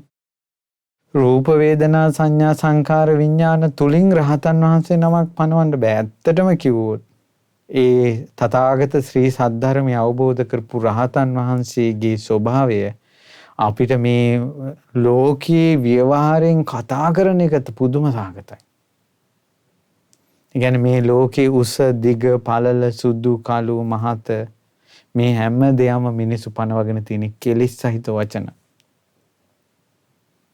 තෙන් ලෝකයේ මිනිසුන්ගේ කෙලෙස් සහිත වචන වලින් නිකෙලෙස් මුනිවරු ගැන කියන එක පුදුම සහගතයි. ඒක සාමාන්‍ය මිනිසෙකුට කරන්න බෑ. ඒ නිසා තමයි මේ අරහත්ත්වයේ පිළිබඳවත් රහතන් වහන්සේලා පිළිබඳවත් බුදුරජාණන් වහන්සේ වදාළ වචන ටිකම විතරයි තියෙන්නේ වර්ණනා කරන්න. ඒක තමයි බුදුරජාණන් වහන්සේගේ අසිරිය. ඒ කියන්නේ මේ සියලු ලෝක ස්වභාවයේ ඉක්මවා ගිය ස්වභාවයකට ලෝකේ වචන වලින් විස්තර කරපු එක තමයි අසිරිය. ලෝකේ සියල්ල ඉක්මවා ගිය ස්වභාවයක් මේ ලෝකයේ වචන වලින් විස්තර කරනවා. ඒක තමයි ප්‍රාතිහාර්ය. ඊට පස්සේ දැන් මේ ස්වාමීන් වහන්සේටම තේරුණා දැන් මම මරණින් මත්තේ රහතන් වහන්සේ නෑ කියලා කිව්වේ මේ රූපේ දිහා බලලා. ඒ මේ රූපේ පිරිනුවම් පානවනේ. පිරිනුවම් පාලා උසම ටික නැති වෙච්ච ගමන් ඊළඟට ආයේ නැහැ රහතන් වහන්සේ නම. ඒ කියන්නේ ඒ දක්වා රහතන් වහන්සේ හිටියා මේ රූපෙන් කියලා. ඒ කියන්නේ යා රහතන් වහන්සේ පැනෙව්වේ රූප වේදනා සංඥා සංකාර වල. නමුත් රහතන් වහන්සේ කියලා කියන්නේ රූප වේදනා සංඥා සංකාර විඥාණයෙන් නිදහස් වුණ කෙනාට. එතන මේ ලෝකයේම රූප වේදනා සංඥා සංකාර විඥාන මුල් කරගෙන හෝ එයින් බාහිර හෝ කෙනෙකුට රහතන් වහන්සේ පණවන්න බෑ. මේ ජීවිතේම රහතන් වහන්සේ නම පණවන්න බැරි එකේ මරණින් මත්තේ ගැන කවර කතාවද? ඒ නිසායි බුදුරජාණන් වහන්සේ ප්‍රශ්න 10කට උත්තර දෙන්නේ නැත්තේ. ඇවිල්ලා අහනවනේ රහතන් වහන්සේ මරණින් මත්තේ ඉන්නවද? භාග්‍යතුන් වහන්සේට උත්තර දෙන්නේ නැහැ. රහතන් වහන්සේ මරණින් මත්තේ නැද්ද? රහතන් වහන්සේ ඒකට භාග්‍යතුන් වහන්සේ උත්තර දෙන්නේ නැහැ. රහතන් වහන්සේ මරණින් මත්තේ ඉන්නවද නැද්ද? ඒකට උත්තර දෙන්නෙත් නැහැ. රහතන් වහන්සේ මරණින් මත්තේ ඉන්නේ නැද්ද නැත්තේ නැද්ද? ඒකට උත්තර දෙන්නෙත් නැහැ. ජීවයයි ආත්මයයි එකක්ද? බුදුරජාණන් වහන්සේ වට උත්තර දෙන්නේ නැහැ. ඔය ඔක්කොම තියන්නේ සක්කාය දිට්ඨි පදනම් කරගෙන. රූප වේදනා සංඥා සංකාර විඥාන කියන පංච උපාදානස්කන්ධය මම මගේ ආත්මය කියන බැඳීමත් එක්ක දැකීමත් එක්ක සක්කාය දිට්ඨියත් එක්ක තමයි සියලු දෘෂ්ටි තියෙන්නේ. ඉතින් කියනවා ඉදංච පනමේ ආයස්මතෝ සාරිපුත්තස්ස ධම්මදේශනං සුත්වා තඤ්ඤේව පාපකං දිට්ඨිගතං පහිනං ධම්මෝච මේ අபிසමේතෝති. අනේ ඔබ වහන්සේ ඔය විස්තර කරපු විස්තරය අහලා මගේ පාපී දෘෂ්ටිය නැති වුණා, මට ධර්මය අවබෝධ වුණා. දැන් මේ යමක තෙරුන් වහන්සේ සෝවාන් වුණා මේ විස්තරය අහලා. පුදුම සහගතයි. දැන් ඔබත් ඇහුවානේ, මමත් කිව්වානේ. දැක්කද ප්‍රඥාවේ වෙනස? දැක්කද ප්‍රඥාවේ වෙනස? ඊට පස්සේ තව ඊළඟ ප්‍රාතිහාර්ය බලන්න. සචේතං ආවසෝ යමක ඒවම් පුච්චියෝ. දැන් හරි. දැන් ඔබ වහන්සේට දැන් ධර්මය අවබෝධ වුණා කියලා කියනවනේ. හරි, එහෙනම් කියන්නේ ඔබගෙන් කවුරු හරි ඇහුවොත් රහතන් වහන්සේට මරණින් මත්තේ මොකද්ද වෙන්නේ කියලා ඇහුවොත් දැන් මොකද්ද දෙන උත්තරය කියලා ඇහුවා. කියනවා ප්‍රිය ආයස්මත යම් කීනාශ්‍ර වූ අරහත් භික්ෂුවක් ඉන්නවා නම් උන්වහන්සේ කය බිඳී මරණින් මතු මොන තත්වයට පත් වෙනවද කියලා ඔබෙන් ඇහුවොත් දැන් ඔබ වහන්සේ කොහොමද උත්තර දෙන්නේ කියලා සාරිපුත්ත මහ රහතන් වහන්සේ යමක තෙරුන්ගෙන් ඇහුවා.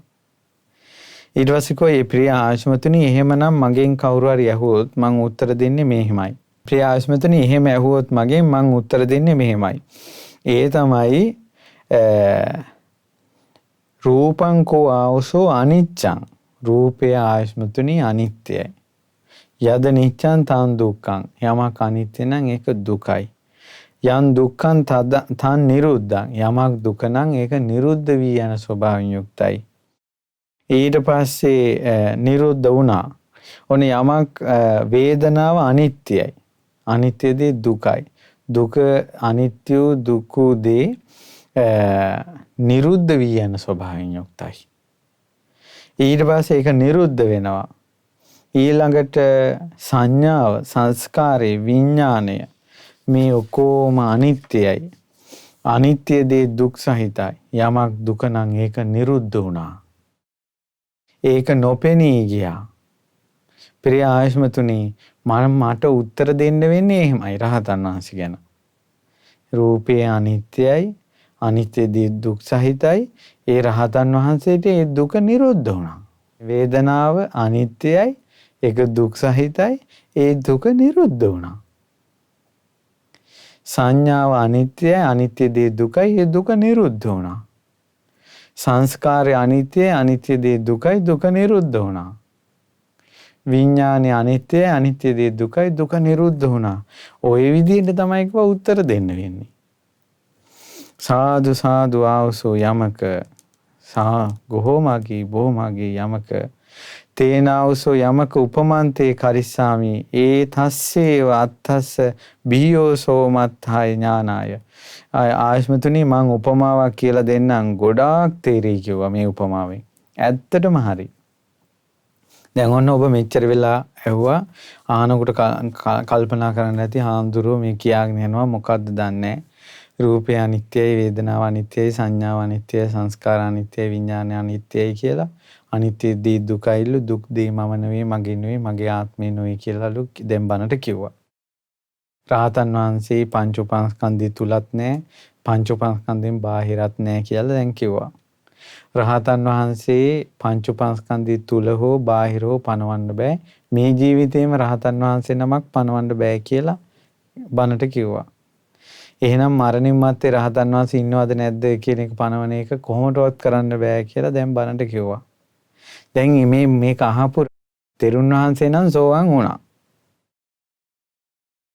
සාරිපුත්ත මහ රහතන් වහන්සේ දේශනා කරන ඔබ වහන්සේට මම තව තේරෙන්න කියන්නම් කියලා කියනවා. දැන් මේ පින්වතුන්ටත් ඕක තමයි කියන්න තියෙන්නේ. ඔබට මේ ටික තේරුම් නැත්නම් තව ටිකක් හරි තේරෙන්න මෙන්න මේකෙන් තේරුම් ගන්න. ඒ තමයි ලස්සන උපමාවක්. ගෙවල් වල ප්‍රශ්න තියෙන අයට නෝනලා මහත්තයලාගේ, දරුවන්ගේ ප්‍රශ්න තියෙන, ඉඩකඩම් ප්‍රශ්න තියෙන, ලෙඩ දුක් කරදර ප්‍රශ්න තියෙන, කොරෝනා බිය තැති ගැනීම තියෙන සියලු දෙනාට ජීවිතය අවබෝධ කරන්න ලස්සන උපමාවක්. මේ කියන කතාව ප්‍රඥා ගෝචරයි. සේයතාපි ආවසෝ යමක ගහපතිවා ගහපති පුත්තෝවා අඩ්ඩෝ මහද්දනෝ මහා භෝගෝ. ඔන්න එක ගෘහපතියෙක් ඉන්නවා, ගොඩාක් ධනවත්, මහා භවභෝග තියෙනවා. ඒ වගේම සෝච ආරක්ෂ සම්පන්න, හොඳට ආරක්ෂාව තියෙනවා මෙයාට. තස්ස කෝචි දේව පුරිසෝ උපජ්ජේය අනත්තකාමෝ අහිතකාමෝ අයෝගක්කේම කාමෝ ජීවිතා වූරෝපේතු කාමෝ. මේ කාලයක් යනකොට මෙයාට සතුරෙක් උපදිනවා. මේ සතුරාගේ ඒකායන ප්‍රාර්ථනාව කැමැත්ත තමයි උඹ විනාශ කරනවා කියලා. අර ධනවත් මිනිසයා, හොඳ ආරක්ෂාවක් ඇතුව ඉන්න මිනිසයා විනාශ කරන්න තමයි එයාගේ පැලැන. දැන් හැබැයි මෙයාව විනාශ කරන්න බෑ. ඇයි මහා ධනවත් කෙනෙක්, බහුභෝග තියෙන කෙනෙක්, හොඳ ආරක්ෂාවක් ඇතුව ඉන්න කෙනෙක්. දැන් මෙයා විනාශ කරන්න කොයි පැත්තෙන්වත් පොටක් පේන්නේ නැහැ. ඊට පස්සේ මොකද වුනේ? මෙයා හිමීට උපක්‍රමයක් යෙදුවා. එයා හිමීට ගෘහපති පුත්‍රයා මොන ගැහෙන්න අහිංසකෙක් වගේ ගියා. මොකද උඹ? අනේ මං ඔබ තමුන්නාන්සේට දාසකම් කරන්න ආවේ. ඊට පස්සේ ඔන්න මෙයා දැන් හොඳයි එන දාසකම් කරපිය කියනවා.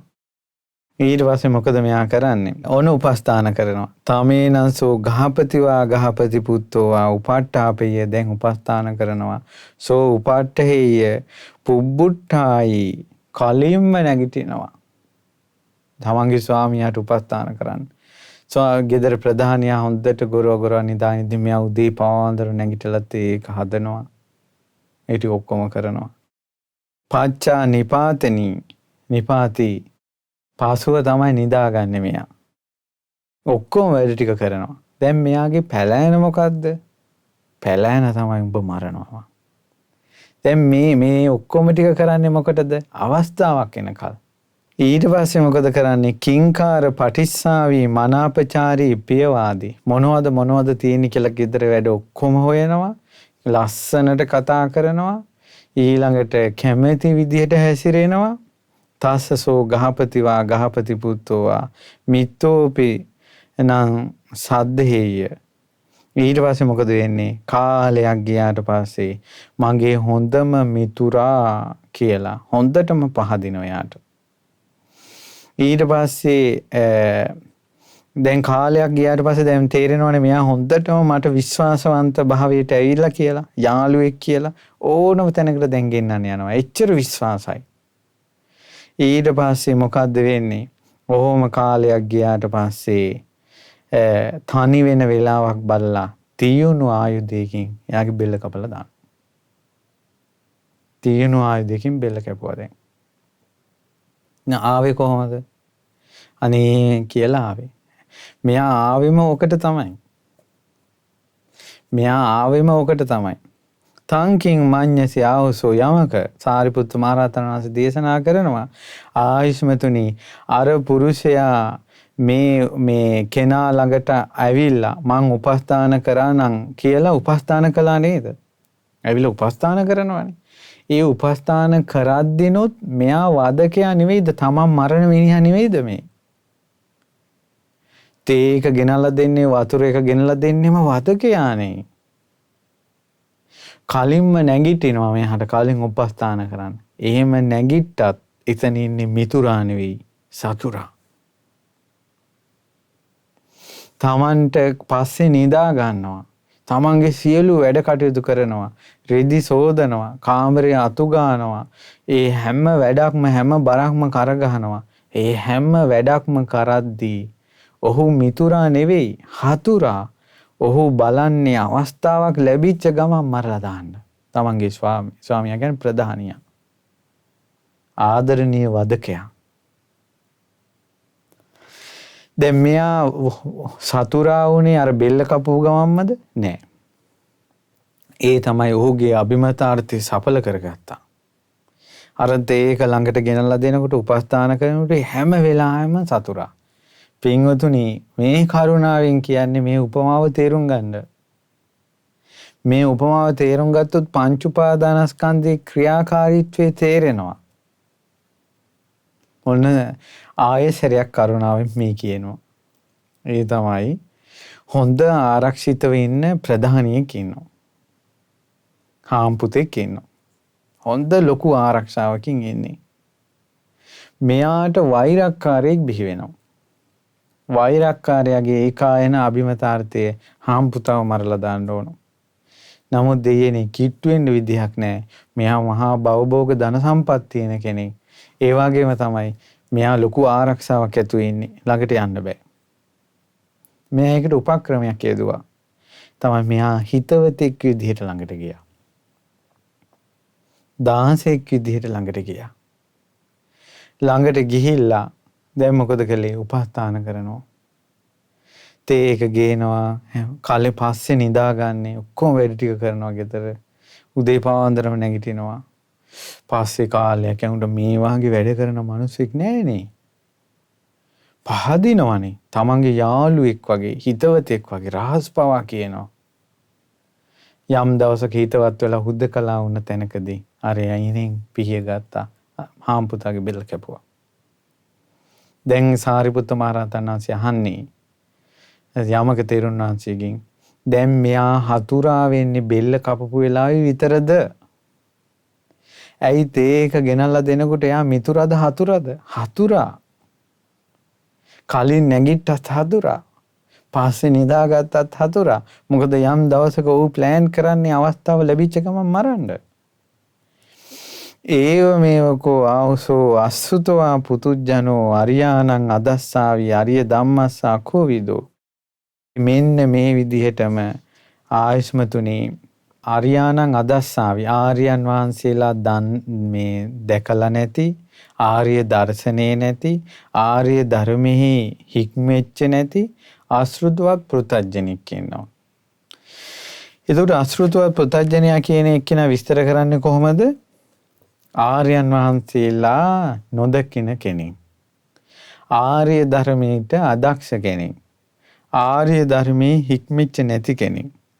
ඊළඟට සත්පුරුෂානං අදස්සාවි. සත්පුරුෂයන් වහන්සේලා දැක්කේ නැති කෙනෙක්. සත්පුරුෂ ධර්මයට අදක්ෂ කෙනෙක්. සත්පුරුෂ ධර්මයේ හික්මෙන්නේ නැති කෙනෙක්. එයා මොකද කරන්නේ? රූපය ආත්මේ හැටියට දකිනවා. එහෙම නැත්නම් ආත්මයේ තුල රූපේ තියෙනවා කියලා දකිනවා. එහෙම නැත්නම් ආත්මයේ තිබෙන්නේ රූපේ තුලයි කියලා දකිනවා. මේ විදිහට වේදනාව, සංඥාව, සංස්කාර, විඥානය කියන මේකට කියනවා විෂයාකාර සක්කාය දිට්ඨිය කියලා. තමන් කියලා කෙනෙක් රූපේ තුල ඉන්නවා. තමන් කියලා කෙනෙක් රූපෙන් බාහිරව ඉන්නවා. එහෙම නැත්නම් තමන් කියලා කෙනෙක් ඇතුලේ රූපේ තියෙනවා. එහෙම නැත්නම් රූපේ තුලයි තමන් ඉන්නේ කියලා හතර ආකාරයකට මුලා වෙනවා. ඒ විදිහට උපාදාන ස්කන්ධ පහ හතර ආකාරයකට මුලා වෙනකොට 20යි. ඔකට කියනවා විෂයාකාර සක්කාය දිට්ඨිය කියලා. කෙටියෙන් ගත්තොත් රූප, වේදනා, සංඥා, සංකාර, විඥාන කියන පංච උපාදාන ස්කන්ධය මම කියලා ගන්න. තමන්ගේ. මගේ මෝන, මගේ ලස්සන, මගේ සැප, මගේ සතුට, මගේ සිතිවිලි, මගේ දැනුම, මගේ කියලා ගන්න. ඊට පස්සේ කියන දුක්ඛං රූපන්ති යථා භූතං නප්පජානාති. රූපේ දුක් සහිතයි. එයා දන්නේ නැහනේ. ඊළඟට වේදනාව දුක් සහිතයි. එයා දන්නේ නැහනේ. සංඥාව දුක් සහිතයි, සංස්කාරය දුක් සහිතයි, විඥානය දුක් සහිතයි. එයා ඒක දන්නේ නැහැ. දැන් මේ අර උපමාවට යන්න හදන්නේ සතුරා කියලා දන්නේ. ඊට පස්සේ අනත්තං රූපං අනත්තා රූපාති යථා භූතං අප්පජානාති. ඒ අනාත්ම රූපය තමාගේ වසඟේ පවත්වන්න බෑ රූපේ කවදාවත්. ඒ රූපය එයා හිතන්නේ ආත්මයි කියලා. ඒක දන්නේ නැහැ. වේදනාව, සංඥා, සංස්කාර, විඥානය තමන්ට ඕන විදිහට තියෙන්න පුළුවන් කියන විදිහට එයා හිතන්නේ. අනාත්මයක් එයා දන්නේ. ඊට පස්සේ මොකද වෙන්නේ? සංකතං රූපං. හේතුඵල ධාමෙන් හටගත්ත රූපයක් තියෙන්නේ සංකත රූපයක්. හේතුඵල ධාමෙන් හටගත්ත වේදනාවක් තියෙන්නේ සංකත වේදනාව. හේතුඵල ධාමෙන් හටගත්ත හඳුනා ගැනීමක් තියෙන්නේ සංකත සංඥාවක්. හේතුඵල ධාමෙන් හටගත්ත චේතනාවක් තියෙන්නේ සංකත සංඛාරයක්. හේතුඵල ධාමෙන් හටගත්ත විඥානයක් තියෙන්නේ සංකත විඥානය. එයා දන්නේ නැහැ. ආශ්‍රිතව පුතඥය සංකතයි මේක කියලා. වාදකං රූපං වාද දෙන රූපයක් තියෙන්නේ දන්නේ නැහැ. මේ බෙහෙත් බොපු ඉදින් තමන්ගේ රූපේ වර්ණනා කරනවානේ. මේ බෙහෙත් බොනවා පෙති කෝ මේ අතේ අහුරක් බොනවා. ඉස්සර මම මෙහෙමයි අපේ මම මේ රූප සුන්දරීටත් තේරුණා. ඒ කාලේ අවුරුදු කුමාරි කියන්නේ මට ගමේම බලන් දෙපෑ පාරේ බැහැලා යනකොට කොල්ල කුරුට්ටෝ හැරි හැරි බලනවා කියලා කියනවා මේ පෙසර් වලට බෙහෙත් ගන්න යන ආච්චි. මේ වද දීලා රූපේ වද දීලා යාට. එයාගේ අතට හැරමිටක් දීලා රූපේ. නමුත් ගේ ඉස්සරහ පිට ලස්සනට අර තරුණ කාලේ කොණ්ඩේ කඩා දාගෙන ගත්ත ලස්සන ෆොටෝ එක ගේ ඉස්සරහ පිටට තියලා එයාම තමයි රෝද පුටුවෙන් ගේන්නේ. ගෙදරට එන අයට කියනවා මං තරුණ කාලේ. එයා දන්නේ රූපේ Tamanට වද දුන්නා. ඒ තරුණ කාලේ ওই රූපේම තමයි මේ තත්ත්වයටපත් උනේ. වද දුන්නා කියලා දන්නේ. වේදනාවෙන් වද දුන්නා කියලා දන්නේ. සංඥාවෙන් වද දුන්නා කියලා දන්නේ. සංස්කාරයෙන් වද දුන්නා කියලා දන්නේ. විඥාණයෙන් වද දුන්නා කියලා දන්නේ. ආශ්‍රිතව පුතඥයා. ඊට පස්සේ වෙන්නේ මොකද? ඒ සෝ රූපං උපේති උපාදීයති අදිඨාති අත්ථාමේති. ඔහු මාගේ ආත්මයයි කියලා රූපයේ වෙතටමයි යන්නේ. ඒකටමයි බැඳෙන්නේ. ඒකමයි හිතෙන් අදිෂ්ඨාන කරන්නේ. මාගේ ආත්මයයි කියලා වේදනාව අල්ලනවා. තමා කියලා මගේ කියලා රූප වේදනා සංඥා සංකාර විඥානම අල්ලනවා. ඊට පස්සේ මොකද වෙන්නේ? මේ විදිහට බැඳුනට පස්සේ උපාදානස්කන්ධ පහට බොහෝ කාලයක් අහිත පිනිස දුක් පිනිස පවතිනවා. ඔන්න දැන් මං ඔක ආපහු සැරයක් තීරුම් කරන්න උපමාවත් එක්ක. ආදරණීය වදකයා. ඒ තමයි පින්වතුනි දැන් මේ රූපේනේ. මෙන්න මේ රූපය අපිට උපස්ථාන කරනවා. මොකක්ද උපස්ථාන කරන්නේ? ඔන්න AC එකකින් ඇඟ කූල් වෙලා යනවා උපස්ථාන. ෆෑන් එකක් දානකොට කූල් වෙලා යනවා උපස්ථාන. ප්‍රනීත කෑම බීම කනකොට රස දැනෙනවා උපස්ථාන. සැප හොයාගෙන යනවා. කායිකව එක එක හැප ලැබෙනවා උපස්ථාන. දැන් ඔන්න රූපෙන් උපස්ථාන. ඊට පස්සේ මේ රූපේටම මෙයාගේ හිනාව ලස්සනයි. මෙයාගේ රූපේ ලස්සනයි. මෙයා අවුරුදු කුමාරයා, මේ අවුරුදු කුමාරිය, මේ පන්තියේ ලස්සනම කෙනා. ඔයා නාට්‍යයකට හොඳයි, ඔයා ෆිල්ම් එකකට හොඳයි. දැන් ලස්සනට එයාගේ ඇඟෙන් උපස්ථාන ලැබෙනවා. ටයි කෝට් ඇඳලා එයා ඉන්නකොට එයාට ලොකු දෙයක් දැනෙනවා. ලොකු වාහනයක් යනකොට එයාට ලොකු දෙයක් දැනෙනවා. නමුත් පින්වත්නි, ඔය ඇඟම නෙවෙයිද යම් දවසක ඔහුව මරලා දාන්නේ. මේ ඇඟටම කොරෝනා හැදිලා ඔහුගේ ජීවිතය අවසන් කරනවා. සැප දුක් රහිත විඳ යන ජීවිතේ යම් දවසක දුකක් එනවා. දරා ගන්නව බැරුව මැරිලා යනවා. හොඳට බලන්න. හොඳට බලන්න. දැන් මං කිව්වේ ගෙදර ස්වාමියා වද දෙනවා ගෑනු කෙනාට. ඔය අවුරුදු ගානක් යාළු වෙලා බැන්දි. පළවෙනි දවසේ hina වෙනකොට ආදරෙන් ළඟට එනකොට ඒ ආවේ අර බේබද්දාම තමයි. අර සල්ලාල මනුස්සයාම තමයි ආවේ. අපි එදා සතුටින් වැළඳගත්තේ අද විඳවන ජීවිතේ තමයි. හොඳට තේරුම් ගන්න. අපි කියමු කොරෝනා හැදිලා ගොඩාක් දුකටපත් වුණා කියලා. අපි මෙච්චර කාලයක් නාවා සෑන් පවුඩර් ගගහ, ෆෝන් වලින් සෙල්ෆි ගගහ, ඊළඟට ෆොටෝ 100,000 ගාණක් ගගහ වර්ණනා කර යාළුවන්ට ෂෙයා කර රූපරාමු පෙන්න තියාගෙන හිටියේ කොරෝනා හැදෙන ඇඟක්. අපි මේ ලෝකෙට ප්‍රදර්ශනය කරන්නේ අවසානයේ ලී පෙට්ටියක නිදා ගන්න ඇඟක්. කවදා හරි ගින්දරට පිච්චෙන ඇඟක්. කවදා හරි පොළොවට වැල්ලෑවෙන ඇඟක් මේ තියෙන්නේ. ඒත් අපි වර්ණනා කරනවා මේකට. යම් දවසක මේ රූපය අපිට එයාගේ කටයුතු ඉෂ්ට කරගන්නවා. මේ රූපය ආවේ යම් කටයුත්තකට අපිව මරලා දාන්න. ඒකනේ මේ වයසට යන්නේ. ඒකනේ කෙස් පැහෙන්නේ. ඒකනේ දත් වැටෙන්නේ. එයාගේ කටයුතු එයා කරගන්නවා. අපි උනට ආදරේ මෙයාට. අපි ගොඩාක් ආදරේ. හොඳට බලන්න. අපි ඇයි සැප නැවත හොයන්නේ? අපි සැපට ආදරේ. කියන්නේ වේදනාවට ආදරේ. ඒනට යම් දවසක වේදනාව අපි මරලා දානවා. රූපය අපි මරලා දානවා. මේ පංච උපාදානස්කන්ධය යම් දවසක අපිව මරලා දානවා. ඒත් අශෘතවත් පෘතජ්ජනයා දන්නේ. එයා මේක වර්ණනා කර ඉන්නවා. මං අහවල් උපාධිය ගහපු කෙනෙක්, මං අහවල් නිලතල තියෙන කෙනෙක්, මම මෙහෙම කෙනෙක් කියලා තමාටම ලකුණු දදා ඉන්නවා. මේ රූප වේදනා යාලා විනාශ කරනවා. යම් දවසක ලී පෙට්ටියක් උඩ යාව නිදි කරනවා. ගින්දරට තල්ලු කරලා දානවා. පොළවේ වල්ලානවා. කවදා හරි වෙනවා. රූපේ ආපු කටයුතු ඉෂ්ට කරගන්නවා. වේදනාව එයාගේ කටයුතු ඉෂ්ට කරනවා. සංඥාව සංස්කාර විඥානය එයාලයි කටයුතු ඉෂ්ට කරගන්නවා. වෙන්නේ නැත්තේ මොකද්ද? අපේ කටයුතු අපිට කරගන්න වෙන්නේ. දැන් අපිට නිවන් දකින්න ආසයිනේ. සිල් ගුණ දන් රකින්න, සමාධි උපද්දවා ගන්න, ප්‍රඥාව උපද්දවා ගන්න ආසයිනේ.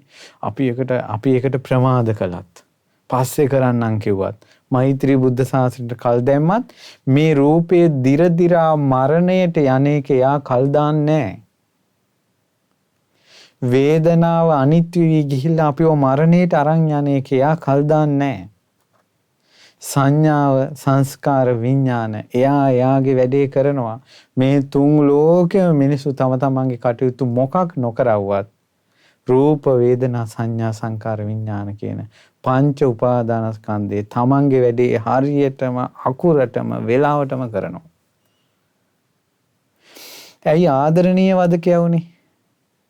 ඇයි මෙයා බෙහෙත් බොනවා? බෙහෙත් බීලා ඇඟ මෙයා හදා ගන්නවා. මැරෙන්න දෙන්නේ නැහැ. මෙයා ගොඩාක් ධනවත් කෙනෙක් අර හාම්පුතා.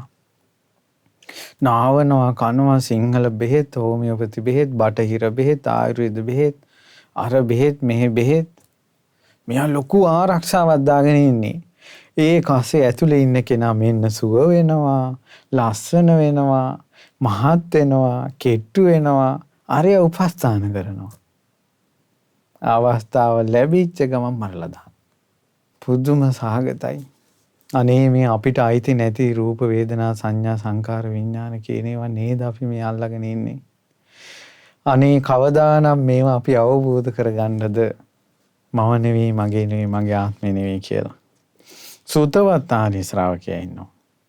ඒ ශ්‍රුතවත් ආර්ය ශ්‍රාවකයා කියන්නේ අරියානන් දස්සාවි. ආර්යයන් වහන්සේලා දැක්ක කෙනෙක්. ආර්ය ධම්මස කෝවිදෝ. ආර්ය ධර්මී දක්ෂ කෙනෙක්. ආර්ය ධම්මී සුවිනීතෝ. ආර්ය ධර්මී හික්මිච්ච කෙනෙක්. සත්පුරිසානන් දස්සාවි. සත්පුරුෂයන් වහන්සේලා දැක්ක කෙනෙක්. සත්පුරුෂ ධම්මෝ ධම්මස කෝවිදෝ. සත්පුරුෂ ධර්මී දක්ෂ කෙනෙක්. සත්පුරුෂ ධම්මේ සුවිනීතෝ. සත්පුරුෂ ධර්මයේ හික්මිච්ච කෙනෙක්. එයානම් රූපේ ආත්මයේ වශයෙන් ආත්මය තුල රූපේ තියෙනවා කියලා හෝ ආත්මයෙන් බාහිරව රූපේ තියෙනවා කියලා හෝ රූපේ ඇතුලේ ආත්මය තියෙනවා කියලා හෝ ගන්නෙ නැහැ. එයාට විෂයාකාර සක්කාය දිට්ඨියම ප්‍රහාණය වෙලා මගේ ආත්මය කියන හැඟීමක් එයාට නැහැ. දැන් තේරෙනවා සුතවත් ආර්ය ශ්‍රාවකයා කියන්නේ කවුද කියලා. රූප වේදනා සංඥා සංකාර විඥාන කියන පංච උපාදානස්කන්ධයම මගේ ආත්මය කියලා දෙයක් දකින්න නැද කෙනා. එයා අනිත්‍ය වූ රූපේ අනිත්‍ය වශයෙන්ම දකිනවා. වේදනාව සංඥාව සංස්කාර විඥානේ අනිත්‍ය වශයෙන්ම දකිනවා. ඊළඟට දුක්ඛ රූප වේදනා සංඥා සංකාර විඥාන කියන පංච උපාදානස්කන්ධේ දුකක් වශයෙන්ම දකිනවා. ඊළඟට අනාත්ම වූ රූප වේදනා සංඥා සංකාර විඥානේ අනාත්ම වශයෙන්ම තමාගේ වසඟේ පවත්වන්න බෑ කියලාම දකිනවා. සංකත කියන්නේ හේතුඵල ධමයෙන් හටගත්ත. එහෙම නැත්නම් සංකතයක ලක්ෂණයක් තියෙනවා. උප්පාදෝ පඤ්ඤායති වයෝ පඤ්ඤායති තිතස අඤ්ඤතත්තම් පඤ්ඤායති. ඒ කියන්නේ ඔය හට ගැනීමක් පේනවා, වෙනසීමක් පේනවා, ඒ අතරතුර වෙනස් වීමක් පේනවා. රූපේත් හට ගැනීමක් තියෙනවා, නැසීමක් තියෙනවා, ඒ අතර වෙනස් වෙනවනේ. වේදනාවෙත් හට ගැනීමක් තියෙනවා, නැසීමක් තියෙනවා, ඒ අතර වෙනස් වෙනවනේ. සංඥාවෙත් හට ගැනීමක් තියෙනවා, නැතිවීමක් තියෙනවා, ඒ අතර වෙනස් වෙනවනේ. ඊළඟට සංස්කාර විඥාන හට ගැනීමක් තියෙනවා, නැතිවීමක් තියෙනවා, ඒ අතර වෙනස් වීමක් තියෙනවා. ඔක තමයි සංකතය කියන්නේ. හේතුඵල ධමයෙන් හටගත්ත පංච උපාදානස්කන්ධය හේතුඵල ධමයෙන් හටගත්ත දෙයක් විදිහටම දකිනවා. එහෙනම් පංච උපාදානස්කන්ධය අයිති අනිත්‍යයට, දුකට, අනාත්මයට, සංකතයකට අයිති. නමුත් අපි හිතුවේ පංච උපාදානස්කන්ධය අයිති මට, මගේ ආත්මය කියලා. දැක්කද වෙනස? ඉතින් සුතවත් ආර්ය ශ්‍රාවකයා දකිනවා අනිත්‍ය වශයෙන්, දුක් වශයෙන්, අනාත්ම වශයෙන්, හේතුඵල ධමයෙන් හටගත්ත දෙයක් වශයෙන් වදකෙක් විදිහට දකිනවා. මේ රූපේ යම් දවසක මාව විනාශ කරනවා. රූප වේදනා සංඥා සංකාර තමයි මාව මරන්නේ, වයසට ගෙනියන්නේ, ලෙඩ කරවන්නේ.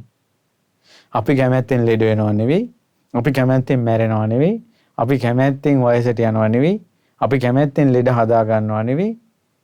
මේ රූප වේදනා සංඥා සංකාර විඥාන පංච උපාදානස්කන්ධ වෙන්නේ ලෙඩ වෙන්නේ. එයාලා ඒකට සූදානම්නේ. අපි කැමති නෑ කොරෝනා හදන්න. නමුත් මේක ඇඟට මේ වෛරස් බිඳුවක් වැටිච්ච ගමන් මෙන්න ඇඟ උරාගෙන යා ඇතුලේ මේක වැඩ කරනවා. අපි අකමැති. එහෙනම් අපිට බෑනේ මෙයාව පාලනය කරන්න. එහෙනම් මම නෙවෙයි, මගේ ආත්මය නෙවෙයි. ඊට පස්සේ මේක හොඳට තේරුම් ගන්නකොට මෙයා රූප වේදනා සංඥා සංකාර විඥාන කියන පංච උපාදානස්කන්ධේ පටලැවි නැහැ. ඒකේ පෙරේතෙක් වගේ බැසගෙන ඉන්නේ නැහැ. එයා හැම වෙලාවෙම මේකේ අනිත්‍ය දකිනවා. දුක දකිනවා. අනාත්මය දකිනවා. හේතුඵල ධම දකිනවා. වදකෙක් විදිහට තමාට වද දෙන හැටි දකිනවා.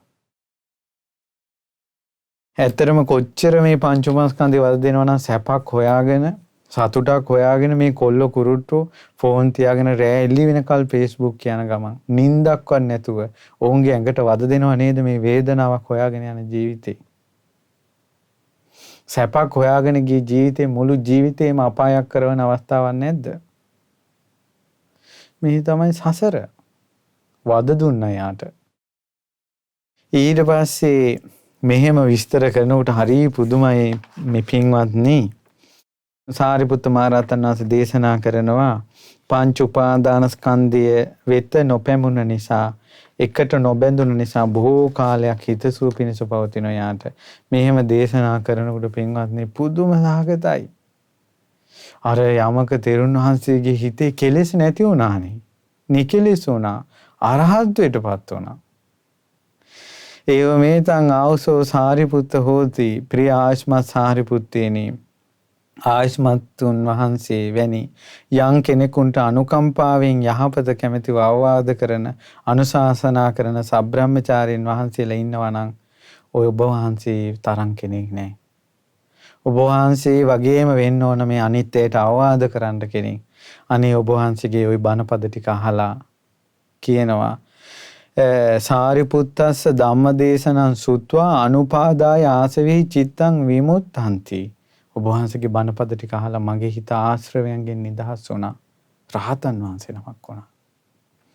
සාරිපුත්තයන් වහන්සේගේ දේශනාව යමක තෙරුන් ওই විදිහට සතුටින් පිළිගත්තා. යමක සූත්‍රේ. සාරිපුත්ත මහ රහතන් වහන්සේ කොච්චර කරුණාවන්තද. ඉස්සලගේ භික්ෂූන් ගොඩාක් ගියා. බැරි වුණා. ගැටීමක් විතරයි ඇති වුණේ. සාරිපුත්ත මහ රහතන් වහන්සේ කරුණාවෙන් තේරුම් කළා දුන්නා. අර භික්ෂුන් වහන්සේ සෝවාන් වුණා. ආයෙත් විස්තර කළා. ඒ භික්ෂුන් වහන්සේ අරහත්ත්වයටපත් වුණා. එකම දේශනාවෙන් ඒක භික්ෂුව සෝවාන් වෙනවා ඊළඟට රහත් වෙනවා. සාරිපුත්ත මහ රහතන් වහන්සේ කොච්චර කරුණාවන්තද. ඉතින් මේ කියපු ධර්මයේ ඔබට තේරුණාද නැද්ද කියලා මට තේරෙන්නේ නැහැ. නමුත් සාරිපුත්ත මහ රහතන් වහන්සේගේ කරුණාවටත් ඒ කාලේ අය කොච්චර මතවාදවලට ලක් වෙලා හිටියත් සත්‍ය ශ්‍රී සද්ධර්මයේ විග්‍රහ කිරීම ඉදිරියේ තමන්ගේ මතවාද අත්හැරලා ධර්මයට මේ නැහැටි පුදුම සංගතයි. ඒ නිසා සාරිපුත්ත මහ රහතන් වහන්සේට උපහාර පිණිස මේ ධර්මයේ දේශනාව කළේ. ඔබත් හිත පහදවා ගන්න සාරිපුත්ත මහ රහතන් වහන්සේ ගැන. ඔබත් හිත පහදවා ගන්න පරම පිවිතුරු ශ්‍රී සද්ධර්මයේ ගැන. ඔබත් හිත පහදවා ගන්න බුදු කෙනෙක්ගේ ධර්මයේ ගැන.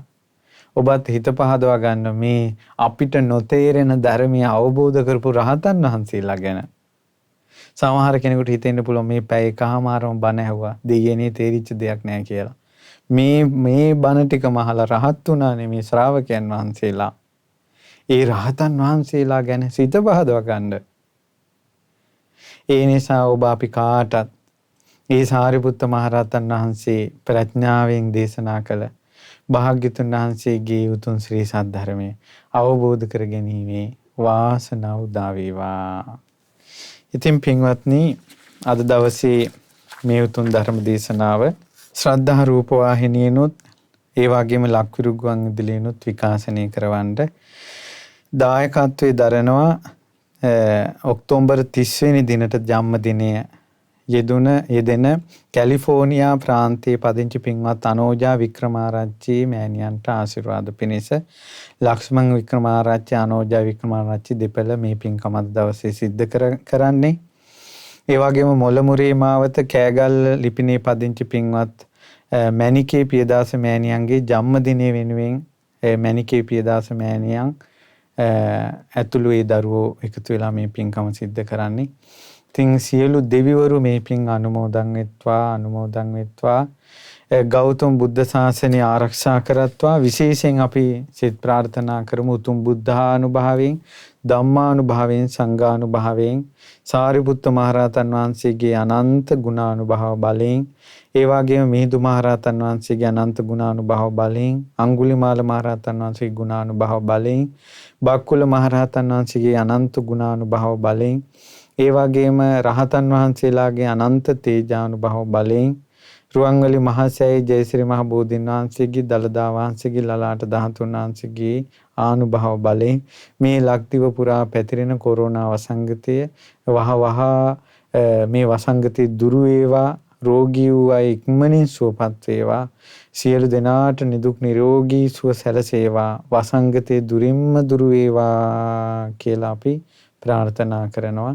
සියලු දෙනාට නිරෝගී සුවයම සැලසේවා කියලා සියලු දෙවිවරු මේ පින් අනුමෝදන් වී මේ ලක්දෙරණ ආරක්ෂා කරන්න දිව්‍ය රැකවරණේ සලසත්වා. ඒ වගේම මිය පරලෝකීය සුමනාවති අත්තනායක, ඒ වගේම ගුණසේන මොනසිංහ, එස්.එස්. වික්‍රමාරච්චි, ඒ වගේම පී.එච්. මොනසිංහ යන දෙමව්පියන්ට සහ හේමචන්ද්‍ර මොනසිංහ සහෝදරයාට මේ පින් අනුමෝදන් වී මේ පරලෝකීය ඥාතීන් පරලෝ සැපයටපත් වේවා. මණිකේ පියදාස මහත්මිය නමින් මිය පරලෝකීය එල්.ඒ. පියදාස පියාණන්ට මේ සියලු පින් අනුමෝදන් වෙත්වා. ඒ වගේම පරම පූජනීය ගුරු දේවෝත්තම පින්වත් ලොකු ස්වාමීන් වහන්සේට මේ පින් අනුමෝදන් වෙත්වා. නිදුක් නිරෝගී දීර්ඝායුෂම ලැබේවා. එවන් ගරුතර මහා සංඝ රත්නයටත්, අනගාരികා මෑණිවරුන්ටත්, පැවිදි අපේක්ෂක දූපතුන්ටත් ධර්ම අවබෝධයට මේ පින් හේතු වාසනා වේවා. ඒ වගේම අසංක වික්‍රමාරච්චි, සුපුල් නුවන් වික්‍රමාරච්චි, ලංකා ප්‍රදීප වික්‍රමාරච්චි, තිලිනි සමිතා වික්‍රමාරච්චි යන දූපතුන්ගේ අධ්‍යාපන කටයුතු සහ ව්‍යාපාර කටයුතු සාර්ථක වීමට මේ පින් හේතු වාසනා වේවා. මණිකේ පියදාස මහත්මිය ඇතුළු පවුලේ සියලු දෙනාට නිදුක් නිරෝගී සුව සැලසේවා. ඒ වගේම 30 වෙනිදාට උපන්දිනය යෙදෙන අනෝජා වික්‍රමාරච්චි මෑණියන්ට නිදුක් නිරෝගී සුවපත් භාවය සැලසේවා.